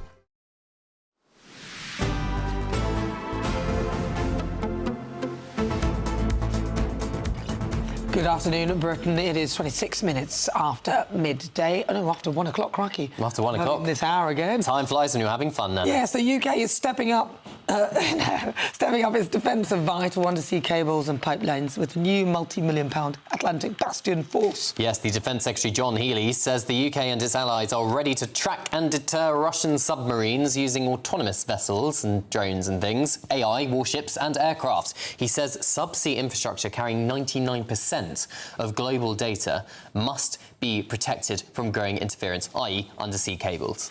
Well, we're now joined by GB News Home and Security Editor Mark Wight. Now, Mark, of course, earlier today we saw the bigwigs going into Downing Street to discuss the whole situation with Ukraine.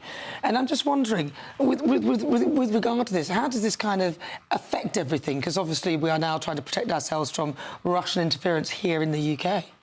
Well, there's a lot at stake here today in what is being talked about in Downing Street, and it's only being talked about really because as much as the optics of this are important for Volodymyr Zelensky to get his bear hug from Starmer every month or two, and also to be seen alongside Emmanuel Macron and Friedrich Merz, the big discussions, such as they are being handled by the new US negotiators and Ukraine, and the US negotiators and Russia.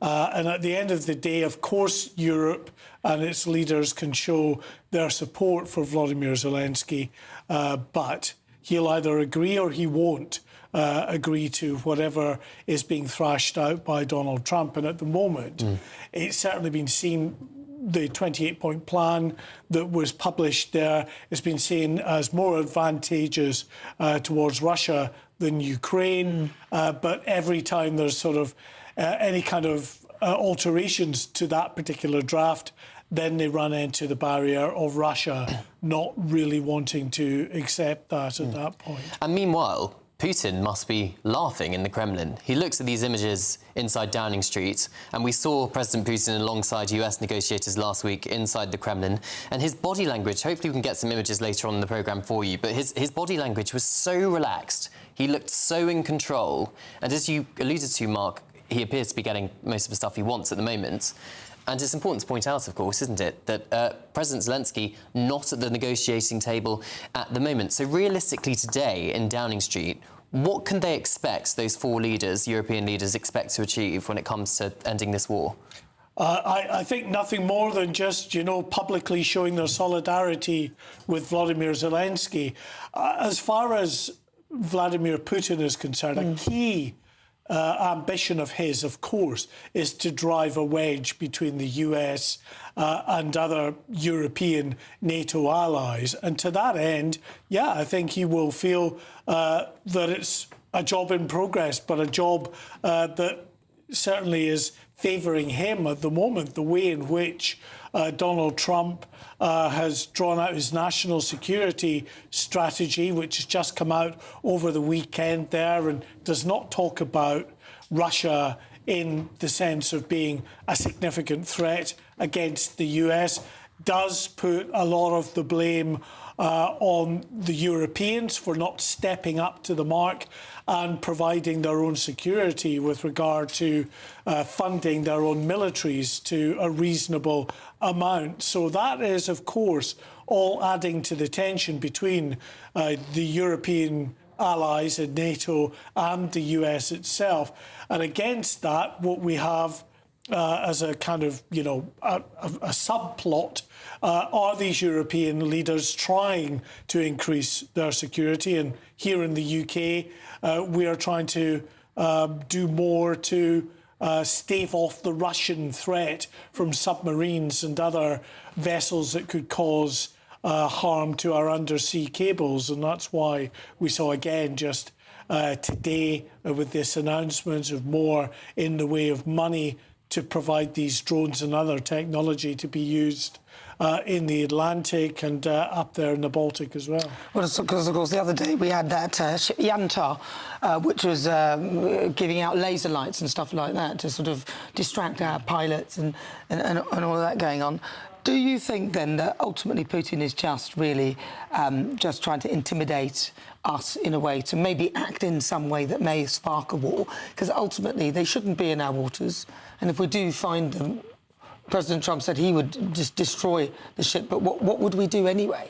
Well, you can say intimidate or test, that we saw so much of this during the Cold War, where you would get Russian bombers coming over towards UK and other NATO allies' airspace, and the same is happening in the marine environment. And that's been stepped up as we've entered a new Cold War, without a doubt. And that's why NATO is now having to step up to meet that threat, because you can't just allow Russia to constantly test. NATO has got to be prepared for what might come down the road. And this era of targeting underwater infrastructure is something that really concerns military planners, because it can cause a great deal of harm if you sever one of these underground cables that carries the data links for so much of the commerce that we do in the UK and other European countries. And of course, then add to that the infrastructure that carries our pipelines, the gas and the oil pipelines as well, that have been attacked in the past, with the Nord Stream attack that took place in Scandinavia as well, just in the last couple of years. So some real concern about the potential for these infrastructure to be targeted. So in a way, we kind of just let him do that and just map out our infrastructure, and then as long as he doesn't do anything. But we saw him hover around the edge of Ukraine and then saying that he wouldn't attack, and he eventually did. I think we have quite a serious problem with him. Mark Wight, thank you very much. Thank you. Well, this is Good Afternoon Britain on GB News. Lots more coming up on today's show. Yes, up next, a new report that shows some migrants have been granted asylum without a face-to-face interview. We'll be discussing all of that. And much more after your latest news headlines with Sophia Hill.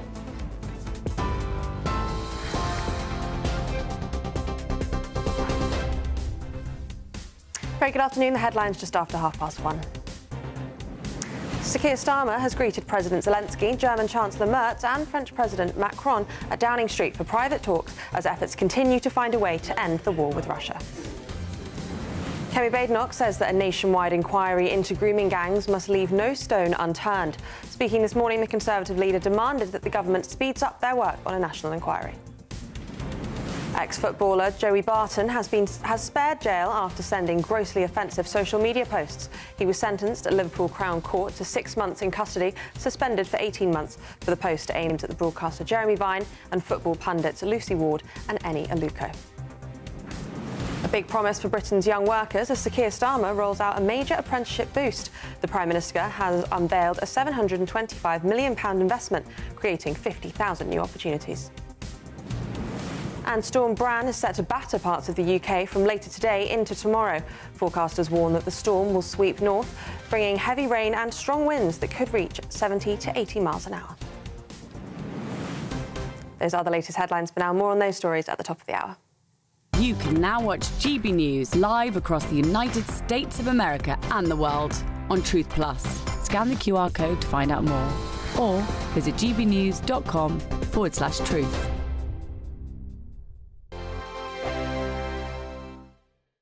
Welcome to your latest weather update from the Met Office here on GB News. This morning, Storm Bram has been named, arriving really tonight and tomorrow, bringing heavy rain and the likelihood of flooding, particularly in western parts of the UK, and also some very strong winds, especially in the far northwest tomorrow. There is that storm system still out in the Atlantic, but heading towards us rapidly. Ahead of it, many places today across southern Scotland, northern England, dry and bright with some sunshine. Quite a lot of cloud further south with some outbreaks of rain, especially across southernmost counties of England. Showers across western Scotland and some for Northern Ireland, where it is pretty breezy, to be fair. The breeze coming up from the southwest, so it's still fairly mild out there. Temperatures 9-10 degrees across the north, 11-12, maybe into the teens further south. But it's in the far south where the rain will start to set in as we go through this evening.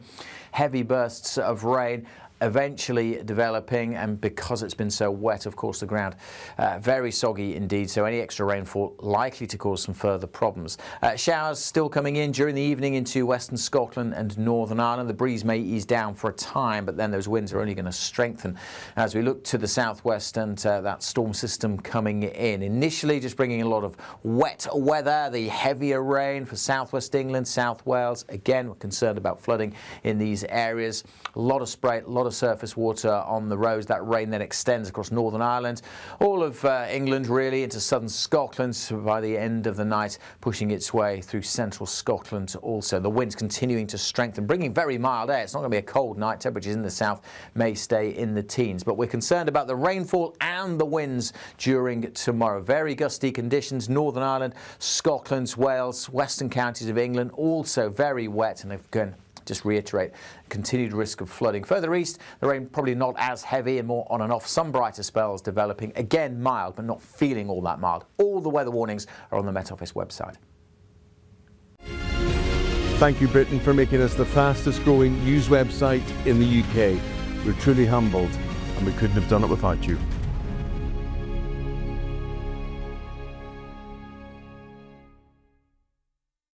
Good afternoon. This is the latest AI travel news from GBnews.com. On the A1 southbound between Oak Tree and Abbots View in Haddington, flooding causes significant delays. Eastbound travellers on the M4 may encounter congestion between junction 42 at Earlswood and 38 at Margam. In Hampshire, expect slow-moving traffic on the A34 southbound between the A272 and the M3, although conditions should improve shortly. And on the trains, there is major disruption on Thameslink services between London St Pancras and Blackfriars, with further delays affecting routes through Stevenage. Great Northern passengers face delays through Stevenage. For more travel news, go to gbnews.com.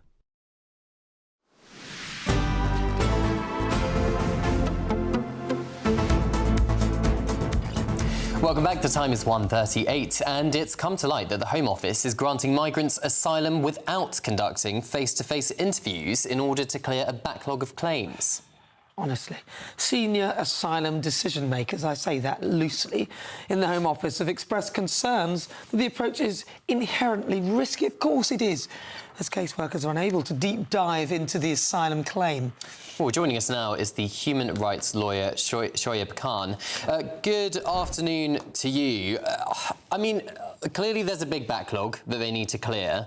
But on the other hand, how can you prove that these illegal migrants are from the countries in which they are allowed to automatically, which you don't need an interview for, i.e. Sudan, Syria, Yemen, South Sudan, Libya and Eritrea? How do you prove they're from these countries without an interview?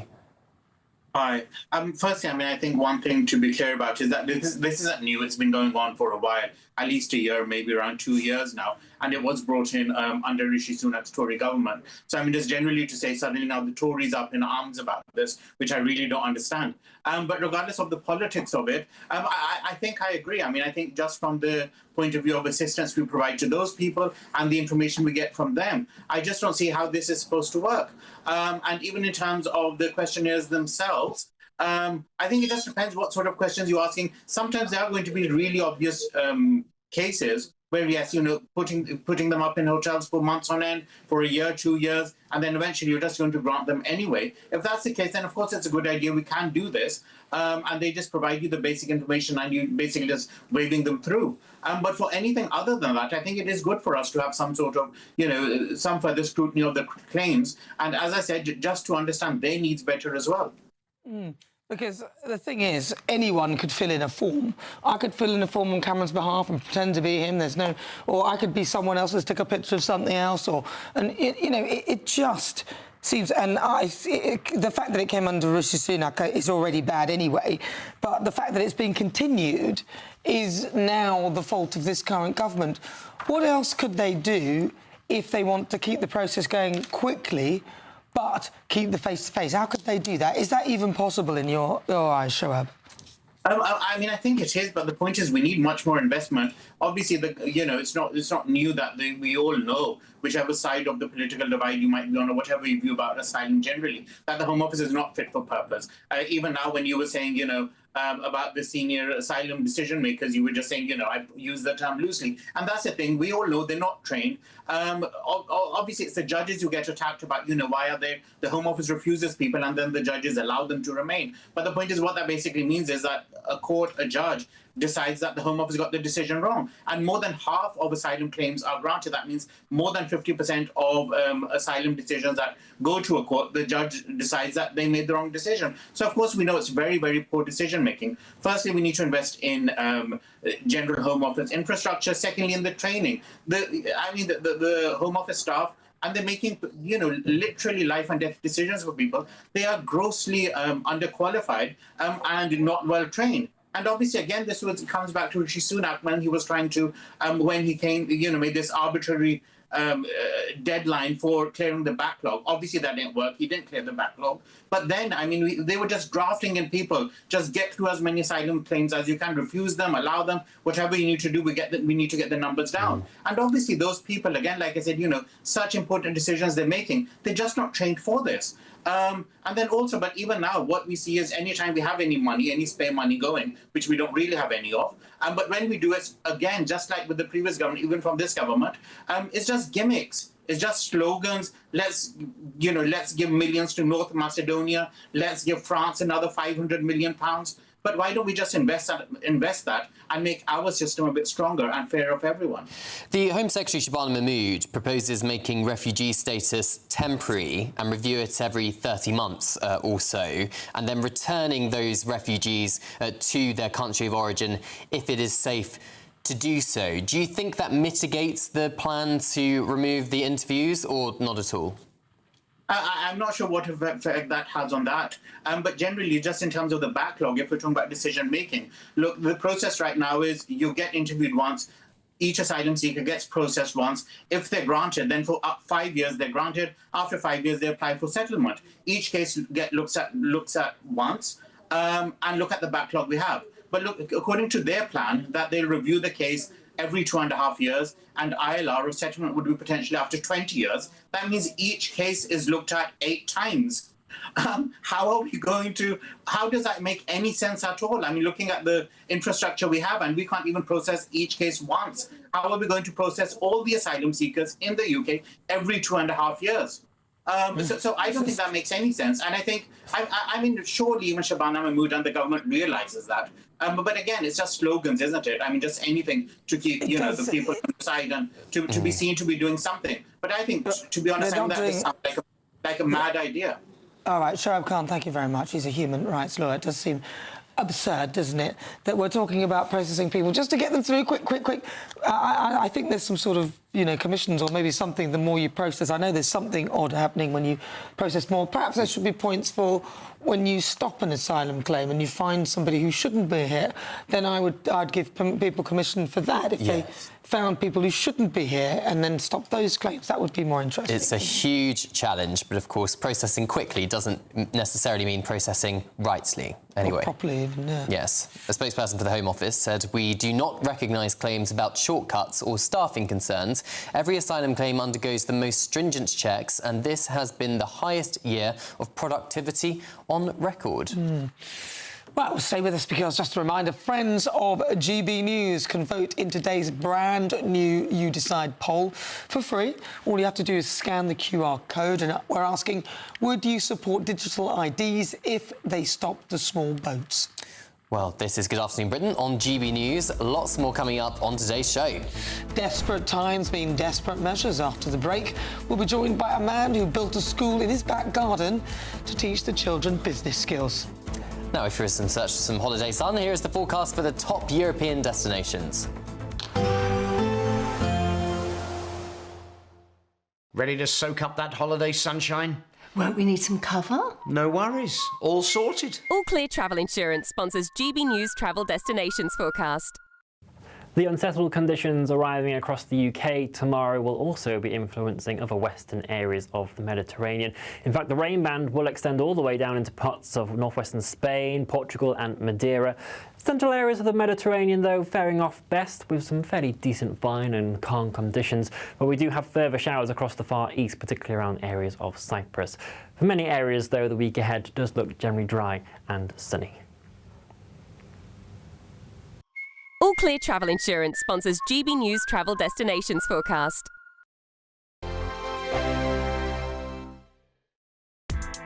Join me, Nana Akua, for an informative, interactive news programme with a difference. It's fun. No, he didn't say that, Dave. I'm so surprised. I think there's an element of truth to that. Join me from 3 p.m. every weekend, only on GB News, Britain's news channel. This is GB News, Britain's news channel. I'm not so concerned about the very highly paid public officials like Sadiq Khan, but even he is paying nearly £20,000 a year into his own pension. So it's quite right that he should get the appropriate pension on his retirement. But who I'm more concerned about are the 16,000 local councillors up and down the country. They work an average of 22 hours a week. Some of them, about 1 in 8, work more than 35 hours a week serving their local communities. They don't get paid a wage, but they do get an allowance. And it's only about £7,000 a year on average. But in some local authorities, they only get an allowance of £3,000 a year.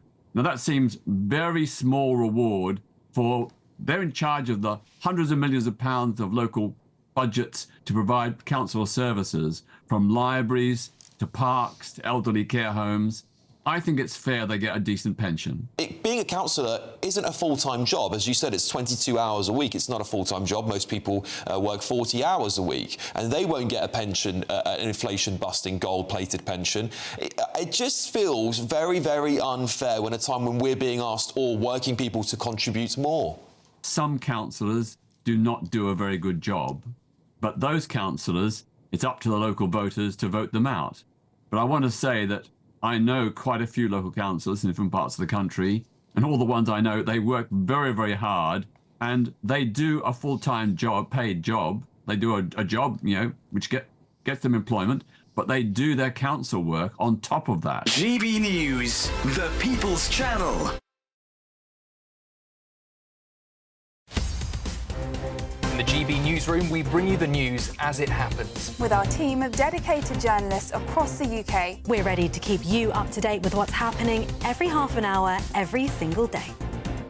Bulletins here on GB News, the People's Channel, Britain's news channel. Britain was once the envy of the world. But look around. A nation that no longer knows what it is or where it's going. A country that's broken. How do we fix Britain? How do we bring it back? Friday night with Matt Goodwin at 8 p.m. Only on GB News.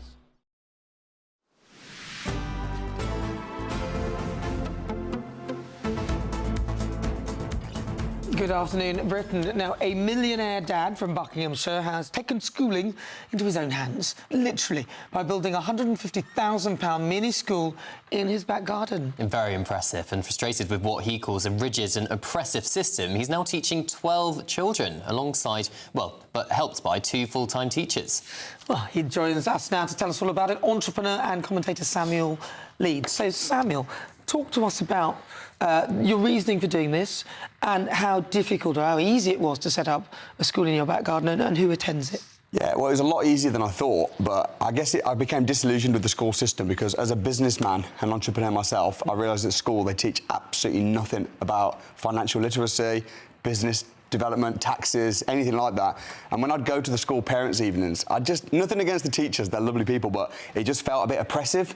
You know, it was very, and I thought, man, I didn't like this as a kid myself. And that was when me and my wife, Amanda, decided we were just going to build our own mini school and send the kids there and have more flexibility over, and not let the government raise our kids, you know. And how long ago was this? How long has this school been going now for you? So it's been going now for almost a year, and we got the build finished about 18 months ago. So, I've looked at the picture, and it is a proper school. Yeah. It looks like a proper school classroom. You've got 12 children coming. There's your brothers and sisters' children. Yeah, all the siblings, basically nieces, nephews, and my kids go there full time, I guess. But we have flexibility. We've got a home in Zimbabwe and Dubai, so if you want to travel, take them around, we can do that too. So you don't have to follow the curriculum. What about the curriculum? How do you do that? No, we do follow the curriculum. So we hired 2 full-time teachers, and we actually took our favourite teachers from the schools that that's great. we're going to, that had the same sort of values that we had. So yeah, they work through maths, English, all those skills, and then I run classes on business and finance and public speaking. And Samuel, you left school yourself at 16. Yeah. Presumably you didn't leave with much in terms of qualifications. No. Yet you've built this huge success for yourself. How did you achieve it, and what skills do you think you weren't taught at school, which you're now teaching your own kids? Well, I think that's the thing. When I was at school, I sat on a special needs desk.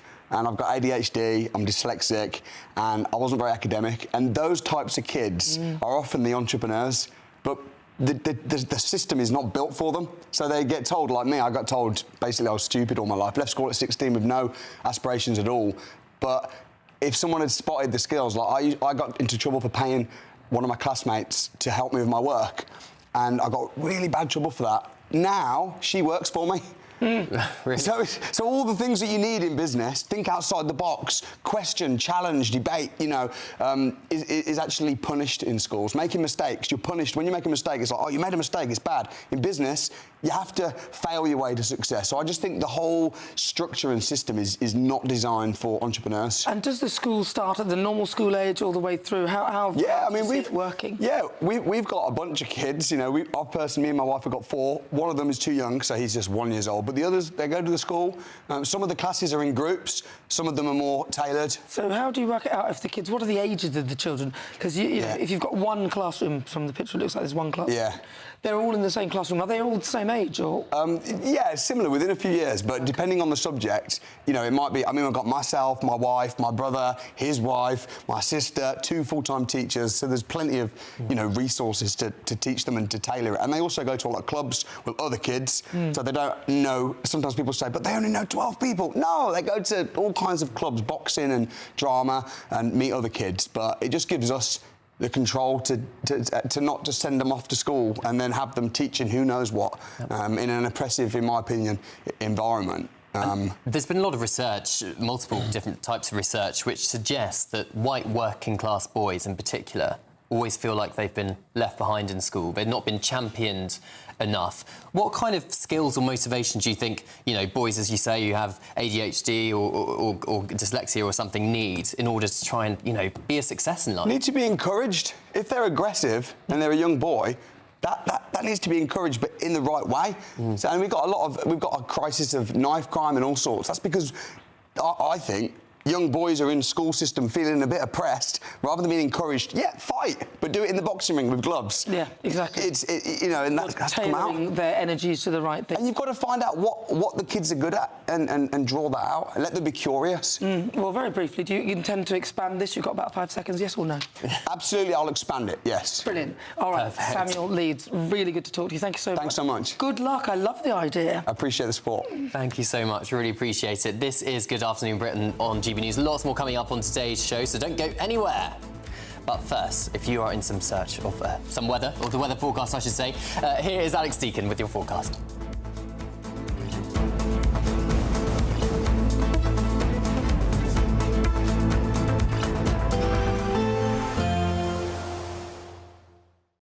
Today, clouds overhead, total zen within. Boxed Solar sponsors the weather on GB News. Welcome to your latest weather update from the Met Office here on GB News. This morning, Storm Bram has been named, arriving really tonight and tomorrow, bringing heavy rain and the likelihood of flooding, particularly in western parts of the UK, and also some very strong winds, especially in the far northwest tomorrow. There is that storm system still out in the Atlantic, but heading towards us rapidly. Ahead of it, many places today across southern Scotland, northern England, dry and bright with some sunshine. Quite a lot of cloud further south with some outbreaks of rain, especially across southernmost counties of England. Showers across western Scotland and some for Northern Ireland, where it is pretty breezy, to be fair. The breeze coming up from the southwest, so it's still fairly mild out there. Temperatures 9-10 degrees across the north, 11-12, maybe into the teens further south. But it's in the far south where the rain will start to set in as we go through this evening. Heavy bursts of rain eventually developing, and because it's been so wet, of course, the ground very soggy indeed, so any extra rainfall likely to cause some further problems. Showers still coming in during the evening into western Scotland and Northern Ireland. The breeze may ease down for a time, but then those winds are only going to strengthen as we look to the southwest and that storm system coming in. Initially just bringing a lot of wet weather, the heavier rain for southwest England, South Wales. Again, we're concerned about flooding in these areas. A lot of spray, a lot of surface water on the roads. That rain then extends across Northern Ireland, all of England really, into southern Scotland by the end of the night, pushing its way through central Scotland also. The winds continuing to strengthen, bringing very mild air. It's not going to be a cold night. Temperatures in the south may stay in the teens, but we're concerned about the rainfall and the winds during tomorrow. Very gusty conditions. Northern Ireland, Scotland, Wales, western counties of England, also very wet, and again, just reiterate, continued risk of flooding. Further east, the rain probably not as heavy and more on and off. Some brighter spells developing. Again, mild, but not feeling all that mild. All the weather warnings are on the Met Office website. Today, clouds overhead, total zen within. Boxed Solar sponsors the weather on GB News. We want to make the new year your best year yet, with a chance to win our greatest cash prize to date. A simply stunning £85,000 in tax-free cash could be yours. Treat the family to that bucket list holiday you've always fancied. Get your dream car you've always wanted. Or just relax, safe in the knowledge that the coming year is on us. For another chance to win £85,000 cash, text cash to 63225. One entry costs £2.50 plus one standard network rate message. Or text bonus to 63225. 5 entries cost £5 plus one standard network rate message. Go to gbnews.com/win. Entries start at £2.50. Call 0903 686 3232. Calls cost £2.50 plus your network access charge. Or post your name and number to GB18 PO Box 8690 Derby DE1 9TT. UK only. Entrance must be 18 or over. Lines close at 4 p.m. on the 30th of January. Please check the closing time if listening or watching on demand. Good luck. No matter the state it's in, this is our nation. Join me, Jacob Rees-Mogg, for a genuine, honest discussion on where we have been, where we are going, and where we are with the people who set the direction. Tune in to State of the Nation every Monday to Thursday, 8 to 9 o'clock. Only on GB News. I'm Michelle Dewberry, this is Jubes & Co with you. Hello everyone, Patrick Christie is here. GB News. Britain's news channel. Access the stories that matter to you. Take the GB News family with you on any device. And as long as you have an internet connection, tune in to GB News anywhere on the planet or beyond. GB News, the People's Channel, Britain's news channel. Britain deserves a newsroom that puts the facts and your voice first. Well, and that's what you get on GB News. Lively debates, lively conversation. And we're not afraid to hold power to account. And each other. So join me, Andrew Pearce. And me, Miriam Gates, for Britain's Newsroom, weekdays from 9:30 on GB News. Bold. They are under no illusion. Ray, are you a human trafficker? Boundless. I've had enough of the nonsense, and I'm not afraid to say it. Don't get us on the BBC. Every weeknight, I tear through the headlines. The smell of gasoline. Should we be worried about it? From Westminster madness to cultural war chaos. What we're going to do now is they are throwing things out the car as we speak. Get ready, Britain. Here we go. Patrick Christie tonight, weeknights from 9 p.m. only on GB News, Britain's news channel. At GB News, we love to hear from you, our loyal community. So drop us a line at gbnews.com/yoursay. There you can talk to each other and also to the presenters live on air. gbnews.com/yoursay, because GB News is your channel, Britain's news channel.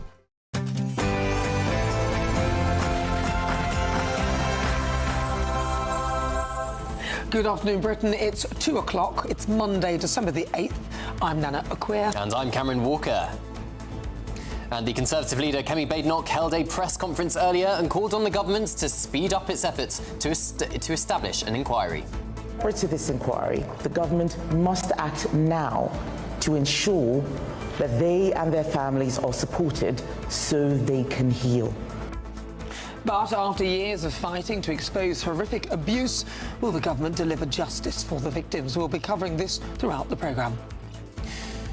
And in a major development for Prince Harry's battle for taxpayer-funded security, the Duke of Sussex will have a full security risk assessment. It could pave the way for a union between King Charles and Harry and his grandchildren. A school has launched a reward scheme to encourage their pupils to attend school. We'll be debating this. Is this really the best way to boost attendance? And Britain goes literally bananas, as 16 containers worth of bananas land in the Isle of Wight, lucky them, after falling off a cargo ship.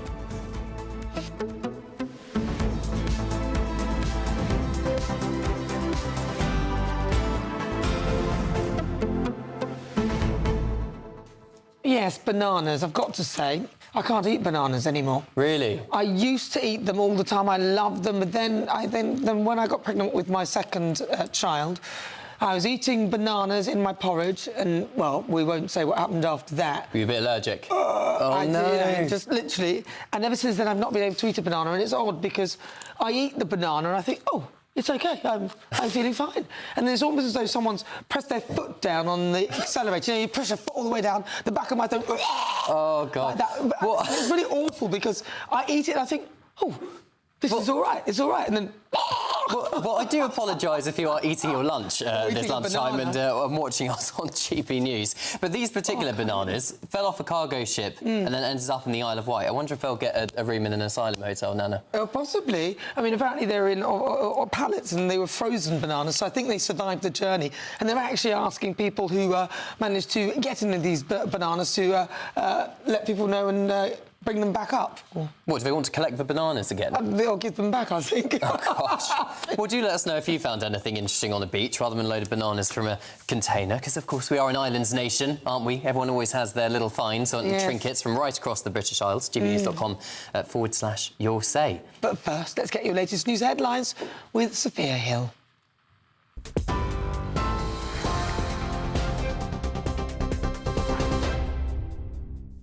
Nana, thank you. Very good afternoon. It's just gone 2 o'clock. These are your latest headlines. Top story, Keir Starmer has greeted President Zelensky, German Chancellor Merz and French President Macron at Downing Street for private talks as efforts continue to find a way to end the war with Russia. This comes as US President Mr Trump has accused Mr Zelensky of having failed to read the latest peace plan, saying that he was, quote, a little disappointed in the Ukrainian leader, while insisting that Russia's Vladimir Putin was, quote, fine with it. Keir said that any peace deal would need to have hard-edged security guarantees for Ukraine to prevent Mr Putin from restarting the war. Kemi Badenoch says that a nationwide inquiry into grooming gangs must leave no stone unturned. Speaking this morning, the Conservative leader demanded that the government speeds up its work. Ms Badenoch explained how she's spoken to many survivors and is now speaking on their behalf. She referenced conversations with survivors whilst unveiling draft terms that focus on non-familial abuse and whether or not the religious or ethnic backgrounds of perpetrators contributed to authorities failing to act. It comes as MP Robbie Moore warns that the Home Office may have already breached Baroness Casey's audit, claiming no national order has been issued to preserve grooming gang records. Shadow Home Secretary Chris Philp spoke to GB News this morning, saying that he believes that Labour are dragging their feet with the issue. Nothing in the last 6 months. They don't seem to care about this issue. Frankly, the Labour Party would rather this issue goes away, I think, because they don't want to talk about the fact that the perpetrators of these evil crimes committed against young girls were committed mainly by men of Pakistani heritage. It seems like the government don't want to address that issue or the fact these terrible crimes were covered up. A big promise for Britain's young workers as Keir Starmer rolls out a major apprenticeship boost. The Prime Minister has unveiled a £725 million investment, creating 50,000 new opportunities in fast-growing sectors like AI, hospitality and engineering. It comes as youth apprenticeship starts have plunged nearly 40% in the last decade. Speaking at McLaren HQ this morning, Keir Starmer outlined his mission to have university degrees and apprenticeships viewed equally. Did have in place in this country for quite a long time a target that 50% of our young people get to university. I've taken that target down and put a new target up, which is 2/3 of our young people to go either to university or to a good apprenticeship. So we really are putting them on an equal footing. Ex-footballer Joey Barton has been spared jail after sending grossly offensive social media posts. The former Manchester City player was sentenced at Liverpool Crown Court to 6 months in custody, suspended for 18 months, for the post aims at broadcaster Jeremy Vine and football pundits Lucy Ward and Eni Aluko. The judge called Barton's attacks targeted, extreme and harmful, adding that they were racially aggravated. Elsewhere, the UK is stepping up its defence of vital undersea cables and pipelines with a new multi-million-pound Atlantic Bastion force. Defence Secretary John Healey says that the UK and its allies are ready to track and deter Russian submarines using autonomous vessels, AI, warships and aircraft. He says that subsea infrastructure, which carries 99% of global data, must be protected from growing interference. We see, and I called out a few weeks ago, the Russian spy ship Yantar in and out British waters. We know what they were doing. We tracked it every mile of the way. But it is Russia mapping, surveying, and in times of conflict with the capacity to sabotage critical pipes, networks that our country depends on. The Queen has stepped onto the set of the hit Disney Plus drama Rivals for a behind-the-scenes tour. Queen Camilla is meeting cast and crews in Bristol today as filming continues on the show's second series, a major boost for the creative industries in the southwest. The drama, based on Dame Jilly Cooper's novel, stars David Tennant and Aidan Turner and returns to your screens in 2026. The Queen today will also meet members of Dame Jilly's family after paying tribute to the late author as a legend and a close friend. And Storm Bram is set to batter parts of the UK from later on today until well into Tuesday. Forecasters warn that the storm will sweep north, bringing heavy rain and strong winds across Scotland, Northern Ireland, Wales and parts of the northwest and southwest. The Met Office says that winds could reach 70 to 80 miles an hour, with amber warnings in place for northwest Scotland.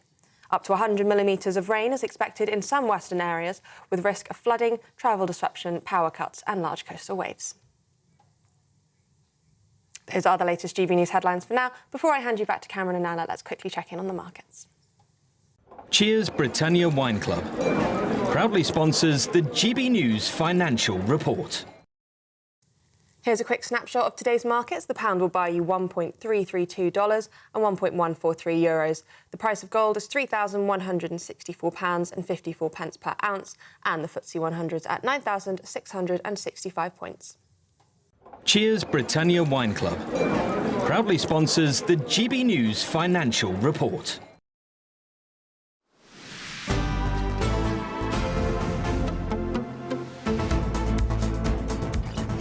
Good afternoon, Britain. It is 8 minutes after 2 o'clock. Now, Kemi Badenoch is placing pressures on the government to speed up its efforts to establish a national grooming gangs inquiry. Yeah, speaking earlier at a press conference, the Conservative Party leader unveiled a draft terms of reference for the inquiry. Take a look to what she said.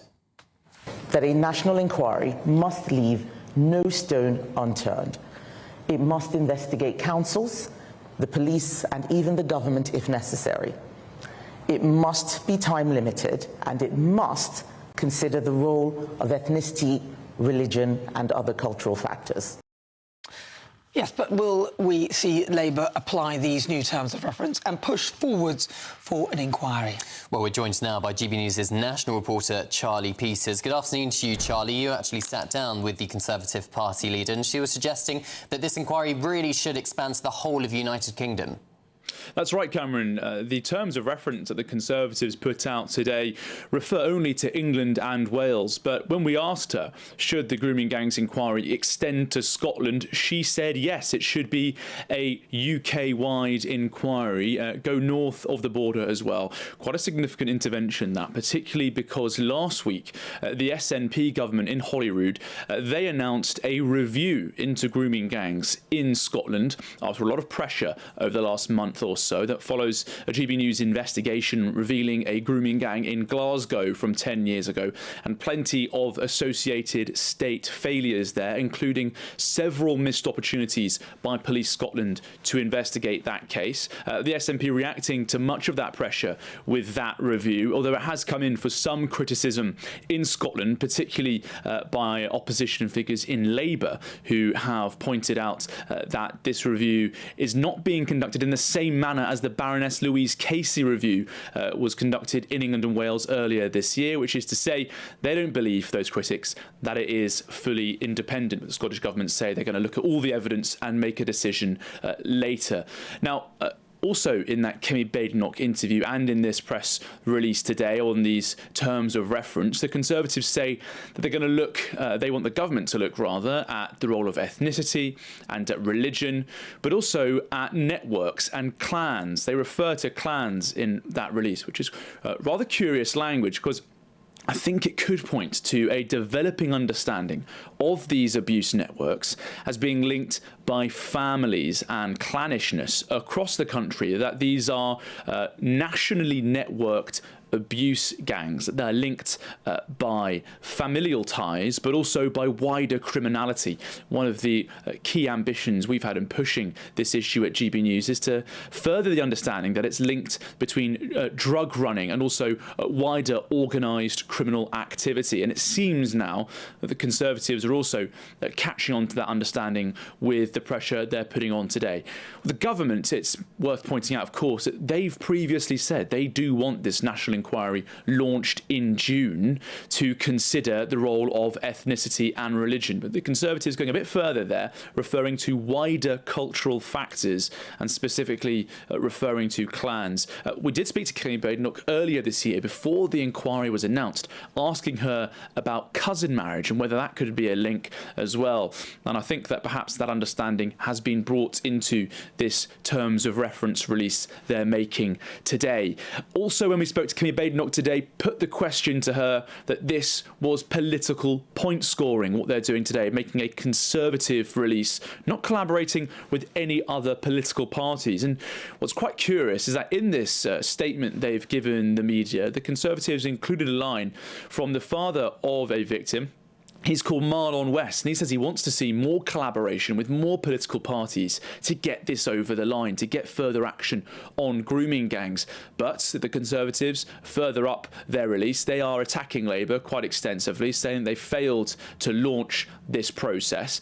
And when we asked Kemi Badenoch in that interview, did you speak to other political parties about this release? Did you engage with them, try and collaborate with them? She said no, she had no interest as the leader of the opposition in speaking to those groups that hadn't been engaging with this issue before, and saying that she has a constitutional role as the leader of the opposition to put forward these proposals and challenge the Labour government, who, as I've said, they've launched that inquiry in June, still waiting for it to officially start, still waiting for the government's terms of reference and the selection of a chair. But we're certainly hearing at GB News that we may be closing in on an announcement very soon from the government, potentially before Christmas. Charlie, I want to ask you about something that Kemi was pushing for as well with this inquiry. Kemi was pushing for those with dual nationality to be deported if they're found to be doing any wrongdoing in the inquiry. Did she talk more about that at all when you spoke to her?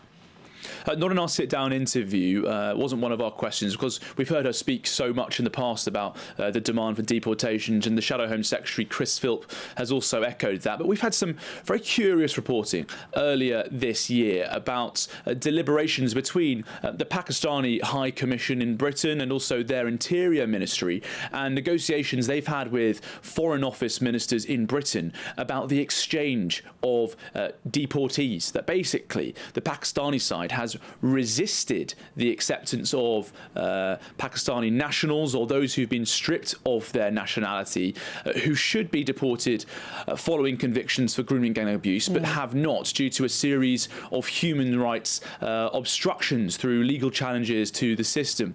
Now, we reported earlier this year that the Pakistani side had said that they might accept deportations from a notorious set of abuses in Rochdale if their flag carrier, Pakistan International Airlines, was able to return its operations to Britain. That has now happened. One of those notorious abusers has left the country. It's understood he's in Pakistan. He wasn't present for a Greater Manchester Police checkup a couple of months ago. He's believed to have left the country, so in a sense self-deported before perhaps he could be shoved. But we'll also have a further story on this later this afternoon, Nana and Cameron, so stay tuned. There'll be more we can reveal about engagements on deportations with the Pakistani side. Okay, sounds very interesting. Yes. I'm intrigued. Charlie Peters, thank you very much. GB News' national reporter Charlie Peters there. Thank you. And Home Office spokesperson said the abuse of children by grooming gangs is one of the most horrific crimes imaginable. We will do everything in our power to ensure these crimes never happen again. It went on to say our draft terms of reference will set out a clear and rigorous framework for this investigation, and we have been working tirelessly to prepare the most robust possible approach, including consulting closely with a wide range of victims and survivors. The time is 2:15, and victory for Prince Harry as he wins a Home Office review of the decision to strip him of 24-hour armed police protection on visits to the UK. Onlookers say that the dramatic U-turn could pave the way for a reunion between the King and his grandchildren Archie and Lilibet, who live in the US. Well, joining us now is the former head of Royal Protection at Scotland Yard, Di Davis. Di, good afternoon to you. I mean, let's be cautious here. This is only a review into the level of threats against Prince Harry here. But what do you think RAVEC, that Home Office committee which decides the level of protection a member of the royal family gets, is going to be weighing up when it comes to the balance between funding security for a non-working member of the royal family with British taxpayers' funds and the threat against the son of the King? Well, a very good afternoon to both of you. Yes, it's a good question, and the question they will be asking, what is the intelligence? What has changed from the High Court verdict going back to earlier on this year? So from my point of view, I have to say, one, we're not certain if this has actually happened. I'm not sure if you've had confirmation from the Home Office, because normally they won't talk about anything to do with security. So one, I'm not sure, has it taken place and where the evidence for that, if indeed, as you suggest, it has taken place. Here we go again. And how many more thousands or millions of pounds of taxpayers will have to be put into this case again? I don't know. From my perspective, I'd be looking at the intelligence, the information, both here and from sources in the intelligence services here in America and other places. I have to say, for somebody who wants security, the way he and his wife go about publicizing themselves virtually every week on one platform or another is not how I would advise in terms of having security and all the rest of it. Historically, you'd have to go back to 1974 when anybody in royalty protection had to use a gun. And there, as you well know, the inspector concerned was shot 3 times. So it isn't necessary the most of the time. just for those who aren't aware of what happened in the 70s. Yeah, what I'm trying to say is, look, historically, and you have to, as you know, I lecture on the history of attacks on the royal family, and I'd have to be convinced there was intelligence to actually now set a precedent, really, because again, as you well know, as a royal reporter, a number of the royals have lost the 24-hour protection. In my day, we gave them 24/7 protection for over 22 of them, including the Queen Mum, Diana, and so on and so forth. You have to say now, whatever has changed, relatives, unless they're in the senior team, as I understand it, don't get it 24/7. I would hope their homes do, because at the end of the day, if the intelligence shows it, and it's not just terrorism, you have to look out for fixated persons. But he has a team of ex-royalty protection, some of them. They are well used to protecting somebody, and they don't have to have firearms. This, in my opinion, is a ruse for attention, yet again, status, and again, in my opinion, you and I, as taxpayers, can't afford it unless there's specific intelligence. As I say, for people who want security 24/7, they go about it in a very strange way. Yeah, I would agree with you on that. Thank you very much. That's Di Davis. He's a former Royal Protection Officer for Scotland Yard. I'm just going to say, though, you know, Prince Harry went to Nigeria, which is seen as one of the most dangerous places in the world. He also went to, was it Colombia he went to? Colombia, yeah. So you see, these, again, the drug capital of the world. These are places where, even if you have armed protection, you really would be wary of going there for faux royal tours. Now, maybe those countries paid for the security, and that's very good of them. They did. But, and that's great, but that's, again, an ad hoc thing. So they probably thought this is an important visit, we'll pay for him to keep him safe. He's coming to the UK. We are not comparable with Nigeria or Colombia, and he has made his bed in such a way that a lot of these attacks really, I think, would be ultimately something that he's brought on himself. And I think it's quite frightening that he would give his kill count and all those things, but he does have the option to give us a 28-day notice before he comes, and it is likely that if he's in danger, they'll give him protection. Well, the Royal and VIP Executive Committee, which will be looking into the level of threat against Prince Harry, is impartial, so they will make a decision based on what threats there are out there against Prince Harry, whether it warrants him having his arms protection, 24-hour arms protection, reinstated when he's in Britain. So we'll have to wait until January to find out whether or not taxpayers will be funding. Well, he can just throw another log on the fire and say something, you know, that is dangerous for him, which he did in Spare, and then, you know, enhance his opportunity of having protection. I think it's just absurd. Well, a government spokesperson said the UK government's protective security system is rigorous and proportionate. It is our long-standing policy not to provide detailed information on those arrangements, as doing so could compromise their integrity and affect individuals' security. Well, I could talk about this all day, but we don't have time, unfortunately. No. Let's do something for you. The Great British Giveaway. It's your chance to win our biggest cash prize this year, an incredible £85,000. Here are the details. This is your chance to become our biggest cash prize winner to date, with an incredible £85,000 to be won. That's right, £85,000 in totally tax-free cash could be making its way from our bank account to yours. It would be like having over £7,000 per month extra to play with, each month for a whole year. That could be you, with your feet up, safe in the knowledge that 2026 is on us. £85,000 is a massive amount of money, and it could be yours. News. For another chance to win £85,000 cash, text cash to 63225. One entry costs £2.50 plus one standard network rate message. Or text bonus to 63225. 5 entries cost £5 plus one standard network rate message. Go to gbnews.com/win. Entries start at £2.50. Call 0903 686 3232. Calls cost £2.50 plus your network access charge. Or post your name and number to GB18 PO Box 8690 Derby DE1 9TT. UK only. Entrance must be 18 or over. Lines close at 4 p.m. on the 30th of January. The winner may be contacted live on GB News, week commencing the 9th of February 2026. Please check the closing time if listening or watching on demand. Good luck.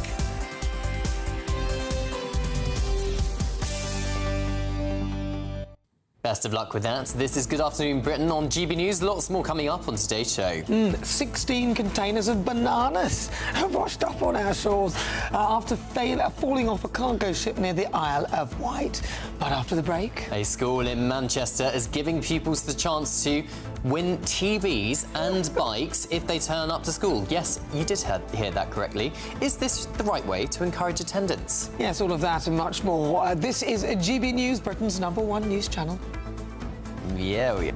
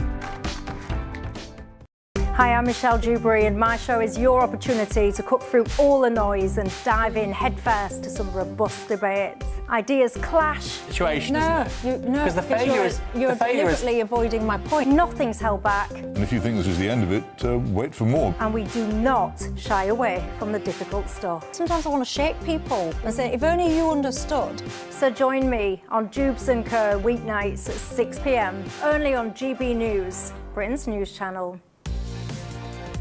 Mornings don't have to be tiresome, especially if you have the right company.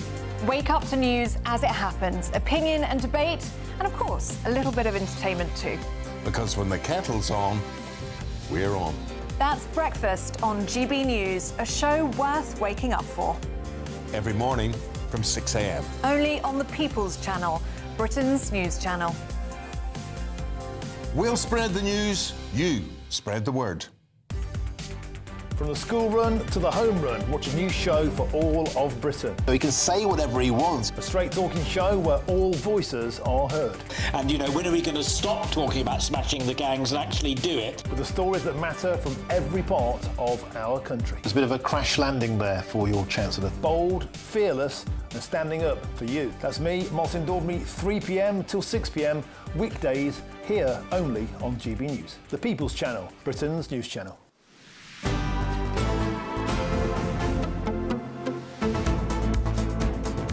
gone on? Oh, hello. Good afternoon, Britain. I couldn't hear the music. I said, where's it gone?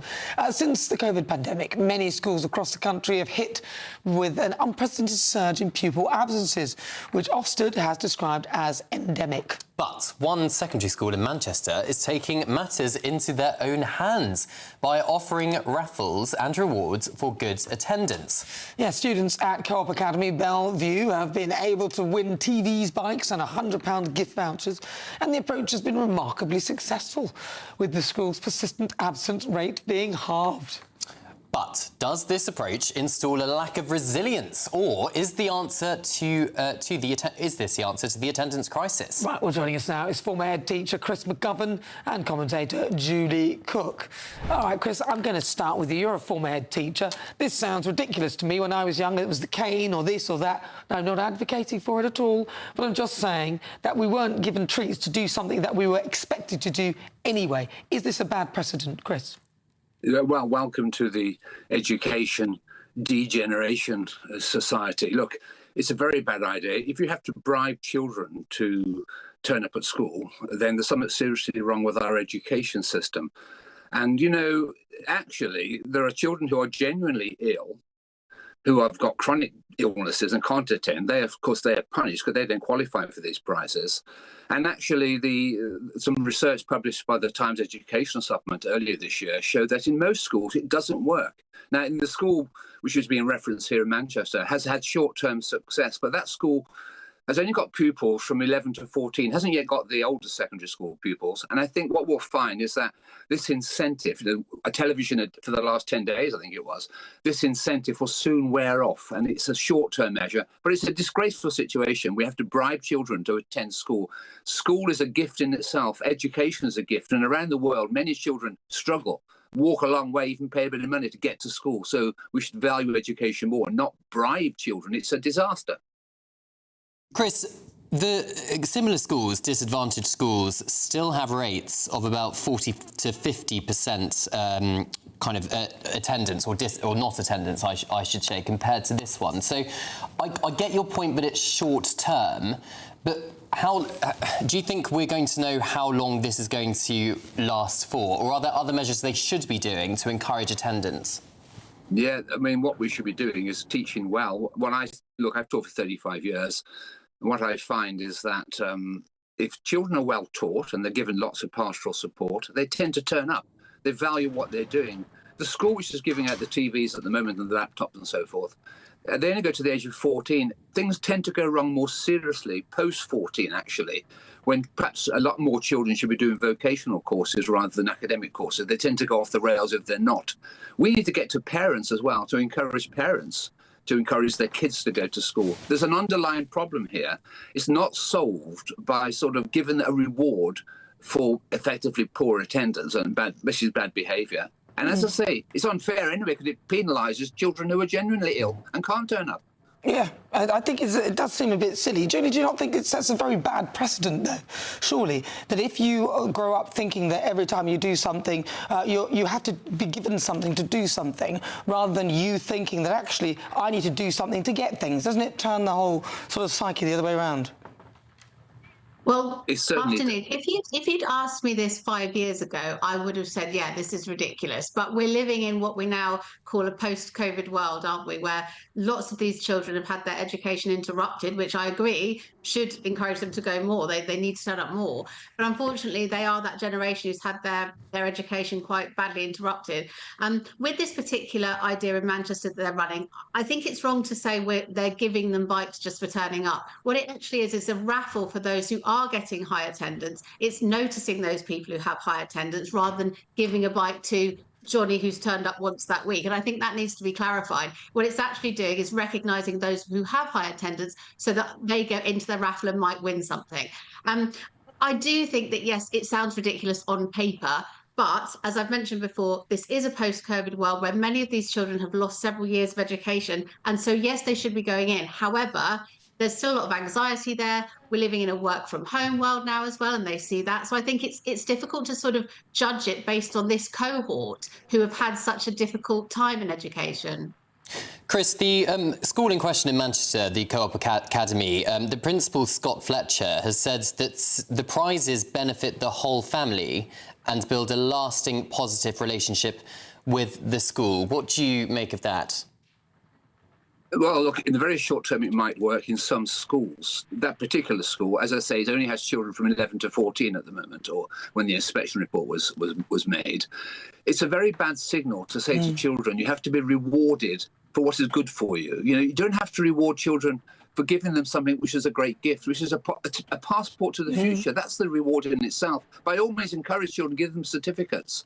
And don't exclude children who are genuinely ill or who are generally deprived. There are some children who can't go to school because they've got chronic illness or they really are coming from deprived conditions. They're being penalised because they can't have a 100% record. And by the way, don't forget, can you imagine mum or dad saying to their child, we know you've got the flu, but get to school so you can win the TV. So you have that problem as well. Children are encouraged to go to school even when they are ill. It's a very, very bad idea. Most of the rest of the world will think we've gone bonkers in this. It's a degeneration of our society. We shouldn't be doing it. No, kids need to be resilient, and they need to be told to be resilient, and they need some leadership. And most kids, in my view, in my experience, are resilient, and they are up for the fight. We don't want to be always giving in to and taking the easiest option. No, not rewards for just turning up. Rewards are later in life when you get a good job.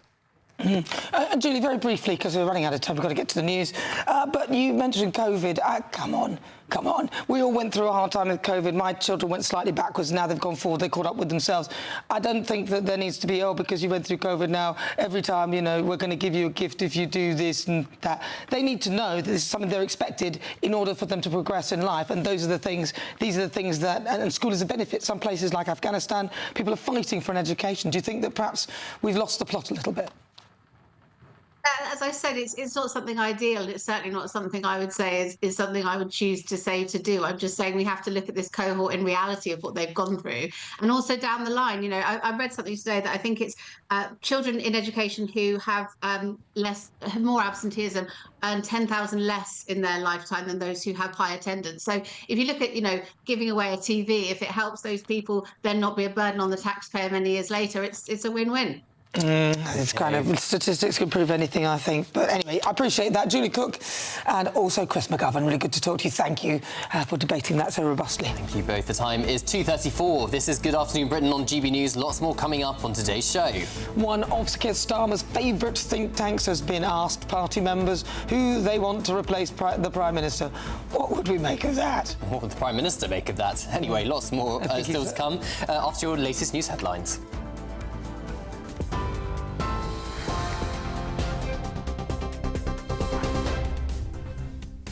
Very good afternoon. These are the headlines just after 2:30. Sir Keir Starmer has greeted President Zelensky, German Chancellor Merz and French President Macron at Downing Street for private talks as efforts continue to find a way to end Ukraine's war with Russia. Kemi Badenoch says that a nationwide inquiry into grooming gangs must leave no stone unturned. Speaking this morning, the Conservative leader demanded that the government speeds up its work on a national inquiry. Ex-footballer Joey Barton has been spared jail after sending grossly offensive social media posts. He was sentenced at Liverpool Crown Court to 6 months in custody, suspended for 18 months for the post that aims at broadcaster Jeremy Vine and football pundits Lucy Ward and Eni Aluko. Queen Camilla has stepped onto the set of hit Disney Plus drama Rivals for a behind-the-scenes tour. The Queen met with cast and crew members in Bristol as filming continues on the show's second series, returning in 2026. And Storm Bram is set to batter parts of the UK today, as forecasters warn that the storm will sweep north, bringing heavy rain and strong winds across that could reach 70 to 80 miles an hour. Those are the latest headlines for now. More on those stories at the top of the hour. You can now watch GB News live across the United States of America and the world on Truth Plus. Scan the QR code to find out more, or visit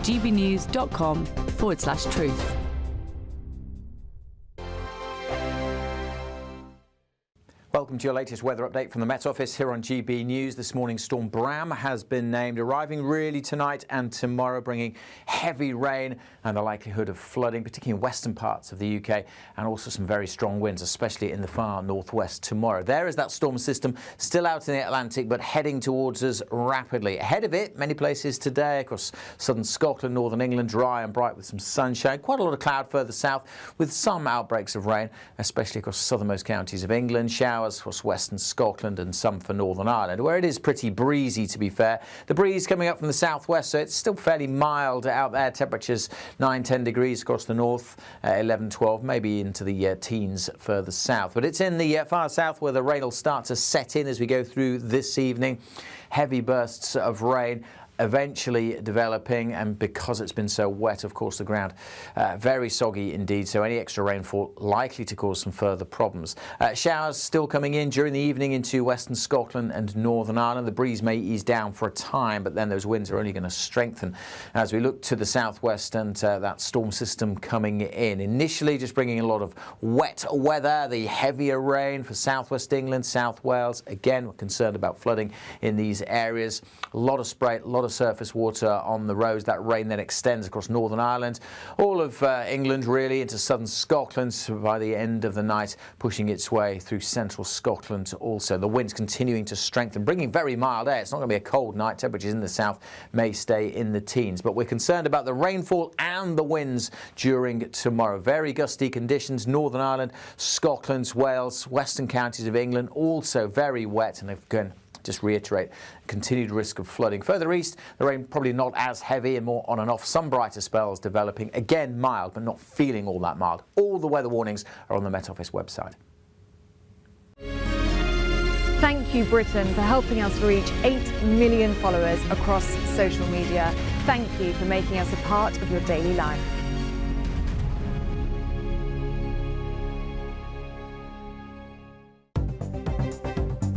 Good afternoon. This is the latest AI travel news from GBNews.com. Debris on the M8 westbound between junctions 1 and 2 is causing restrictions. The A55 Britannia Bridge has a 30 miles per hour speed limit. In Cambridgeshire, the A14 westbound has severe issues between junctions 24B and 21, causing 50-minute delays. The M23 southbound in Surrey has a lane closure due to a broken down vehicle between junctions 8 and 9. On the trains, Thameslink services face significant disruption between London St Pancras International and London Blackfriars, with delays impacting Great Northern routes. For more travel news, go to gbnews.com.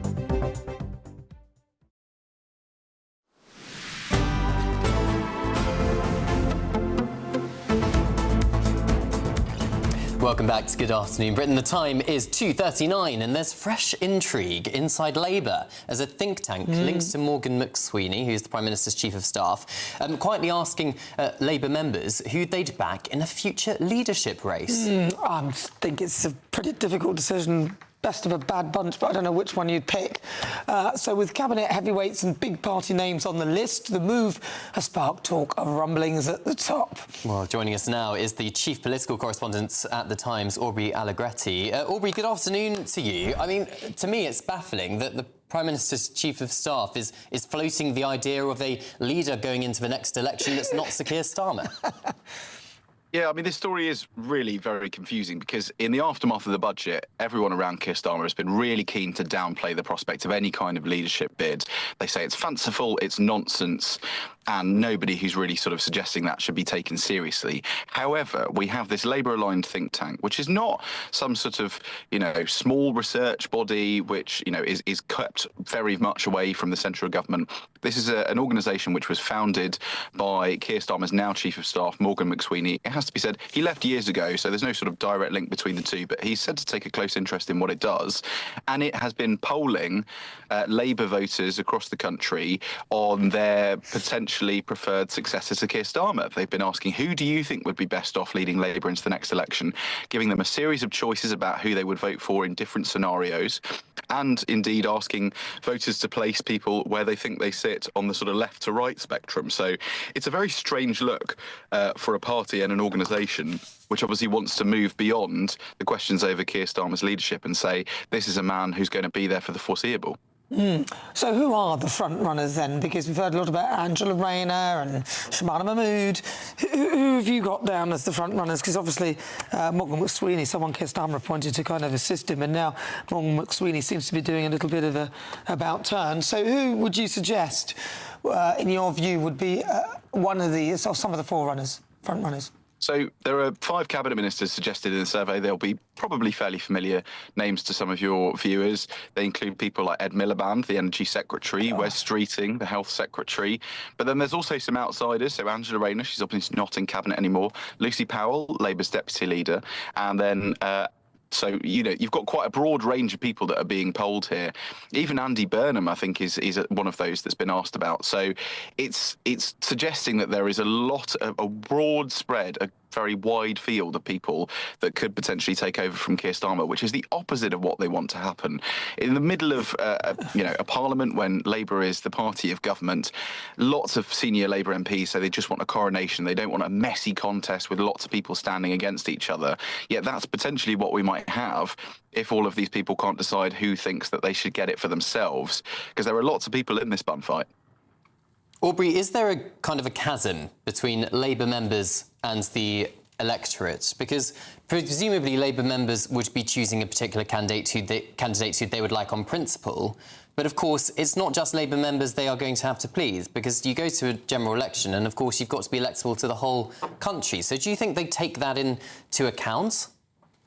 Absolutely. I mean, this is one of the problems that we saw during the 2019 Parliament, when obviously we had 2 Conservative leadership elections. Now, the elections operate in different ways. The Conservatives have their rules and Labour have their rules, but ultimately members get the sort of final say. And so there is a chance that Labour members, who tend on the whole to be much more left-wing, they obviously voted for Jeremy Corbyn, although they did then swing for Keir Starmer in 2020, would potentially pick somebody who was less palatable to both the MPs, who are going to have to work with this person in Parliament, and indeed the country, because there is potentially a gulf between the political views of the Labour membership, which is much more pro things like renationalisation of certain industries, than the voters at large. I mean, to put Ed Miliband on the list, for goodness sake, I just don't think, I just don't get what's going on here. So do you think now, because they've only been in power for, what is it, 18 months now, and already they're talking about leadership challenges and things like that, in your view, do you actually think it will make any difference to their prospects as a party? Do you think there is any of those, or someone who could direct this party in a better way than Keir Starmer? There is a real sort of debate going on at the heart of government about the future strategy really here. On the one hand, you have those who think that Wes Streeting is quite well placed to be a bit of a continuity Keir Starmer candidate, i.e. he will pick up the 2024 general election manifesto, not mess with it, but then just try to avoid doing some of the more unpopular decisions and make fewer missteps, which is easy for them to say. And that also allows people to say that they can resist the calls for a general election in the aftermath of any change in Labour leader, because they'll say, look, we are sticking to what we said we'd do, but we're just going to, not make as many mistakes and just sort of drop some of the unpopular policies like the winter fuel allowance. But then you have other people who say, actually, the problem with this Labour government is it's being far too sort of middle of the road. It's trying to play to all audiences, and they're not using their opportunity to implement a properly left-wing agenda, and they could go much further on things like renationalisation. So those, I think, are the 2 big sort of battles over ideas, slightly underpinning the personality contest as well. Aubrey, if you were a fly in number 10 Downing Street, fly on the wall in number 10 Downing Street right now, what do you think Sir Keir Starmer and his closest aides will be making of this poll by Labour together? I mean, I think they'll be scratching their heads wondering what on earth is going on here. It's so important to have data about what Labour members and CLPs, the sort of local parties, think. And indeed, it's what Labour Together was founded on. It was designed to basically harvest Labour members' data and views on things so that they could then be in a position to present Keir Starmer as the most palatable option to take over. But I think there'll be not just sort of perplexedness, but also consternation amongst Keir Starmer's allies that anyone is really inviting questions about who could succeed him as leader, given that there is such speculation that it could happen as soon as the new year, or indeed after the May locals and national elections in Scotland and Wales. Yeah, I think they're all looking at their position and thinking, if he's still there, will I still have a job? Thank you, Aubrey Allegretti. Really good to talk to you. He's the chief political correspondent at the Times newspaper. And just to say, there's no suggestion that Morgan McSweeney or any of the names potential candidates knew about this survey in advance. Right, good afternoon. This is Good Afternoon Britain on GB News. Lots more coming up on today's show. Yes, we'll be discussing why tons of bananas are being washed up, or being found washed up even, on the shores of Britain. But first, if you're in search of some holiday sun, here's the forecast of some of the top European destinations. Ready to soak up that holiday sunshine? Won't we need some cover? No worries. All sorted. All Clear Travel Insurance sponsors GB News Travel Destinations forecast. The unsettled conditions arriving across the UK tomorrow will also be influencing other western areas of the Mediterranean. In fact, the rain band will extend all the way down into parts of northwestern Spain, Portugal and Madeira. Central areas of the Mediterranean, though, faring off best with some fairly decent fine and calm conditions, but we do have further showers across the Far East, particularly around areas of Cyprus. For many areas, though, the week ahead does look generally dry and sunny. All Clear Travel Insurance sponsors GB News Travel Destinations forecast. Westminster's full of talk, but out here, it's the real world. Am I allowed to talk then? No, that's it. This is where it matters, real people and real lives. That's what politics is all about. The fact has Trump made a good start? No. Straight answers, no spin, and just a couple of pints. How many fingers have I got up? About 10. So join me for Lee Anderson's Real World every Friday at 7 p.m. only on GB News. The People's Channel, Britain's news channel. You want to know what's really going on in the corridors of power? Labour don't know what to do with you half the time, and that makes you quite lethal in the chamber. Get behind the headlines with Chopper's Political Podcast. Join me, Christopher Hope, as I sit down with the great and the good of British politics. We'll see where this ruling takes us. These are the stories shaping our nation. Chopper's Political Podcast, available now on all platforms. Listen in and stay ahead. Decisions made in Washington aren't just shaping America, they're shaping Britain too. From migration to global security, from crime to health. Whatever happens in the White House today will be felt in your town or city tomorrow. That's why The Late Show is live from Washington, D.C. Cutting through the politics to show you what it all means for Britain. The Late Show live every night at midnight. Only on GB News, Britain's news channel. Bold. They are under no illusion. Ray. Are you a human trafficker? Boundless. I've had enough of the nonsense, and I'm not afraid to say it. Don't get us on the BBC. Every weeknight, I tear through the headlines. The smell of gasoline. Should we be worried about it? From Westminster madness to cultural war chaos. What we're going to do now is they are throwing things out the car as we speak. Get ready, Britain. Here we go. Patrick Christie's tonight, weeknights from 9 p.m. only on GB News, Britain's news channel. At GB News, we love to hear from you, our loyal community. So drop us a line at gbnews.com/yoursay. There you can talk to each other and also to the presenters live on air. gbnews.com/yoursay, because GB News is your channel, Britain's news channel. Join me, Nana Akua, for an informative, interactive news programme with a difference. It's fun. No, he didn't say that, Dave. I'm so surprised. I think there's an element of truth to that. Join me from 3 p.m. every weekend, only on GB News, Britain's news channel. In the GB newsroom, we bring you the news as it happens. With our team of dedicated journalists across the UK, we're ready to keep you up to date with what's happening every half an hour, every single day. Bulletins here on GB News, the People's Channel, Britain's news channel.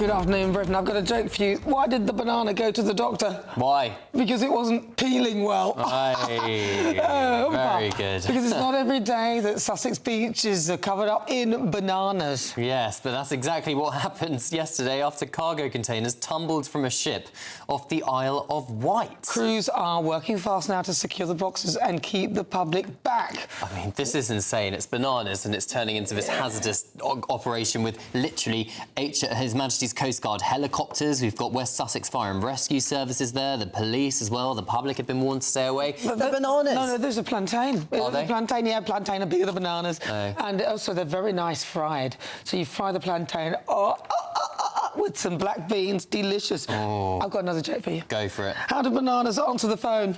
I don't know. Yellow. Hey, very, very good. Love it. Well, 5 containers have washed up on Selsey Beach in West Sussex. It's not just bananas, it's 2 avocado containers and 1 with plantain as well. Lots of them containing Tesco labels. But Tesco has released a statement and they say, don't worry, there is no shortage of bananas. So I've got one that you will guess. You're just doing jokes now, No, aren't you? what is Banana's favourite day of the week? I don't know. Oh, come on, Cameron. Monday, Tuesday, Wednesday, Thursday, Friday. I don't know. Sunday, a banana Sunday. Oh, honestly, of course, man. banana Sunday, very good. I'll give you a nice, easy one that you could have got. That would have been pretty good. That would have been good if you got it, but you didn't get it. But apparently there's 5 empty containers floating around the English Channel right now, and that poses clearly a hazard to a boat, so that's why we're trying to clean up these particular boxes. But I didn't know this, actually, but if something washes up on a beach, if you fail to declare any non-perishable items that wash up on the beach within 28 days, it's actually illegal and may lead to actions. You've got to tell the authorities if you find all these goods washed up on the shore. Well, if they find you, you can always give them the slip. Hey. I made that one up myself, which you probably guessed. Yes. But listen, lots of you have been getting in touch. I've got to say hello to the lovely Norma even in Italy. Hello, Norma. She said, wow, Nana, love your hair.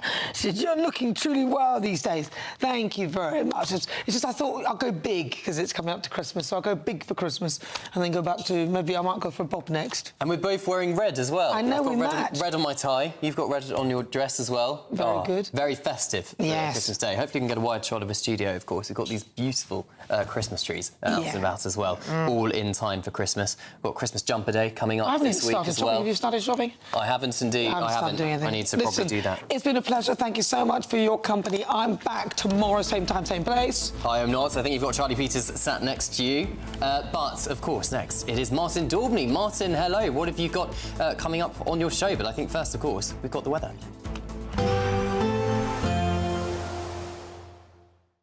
Expect warm spells with the odd rude interruption.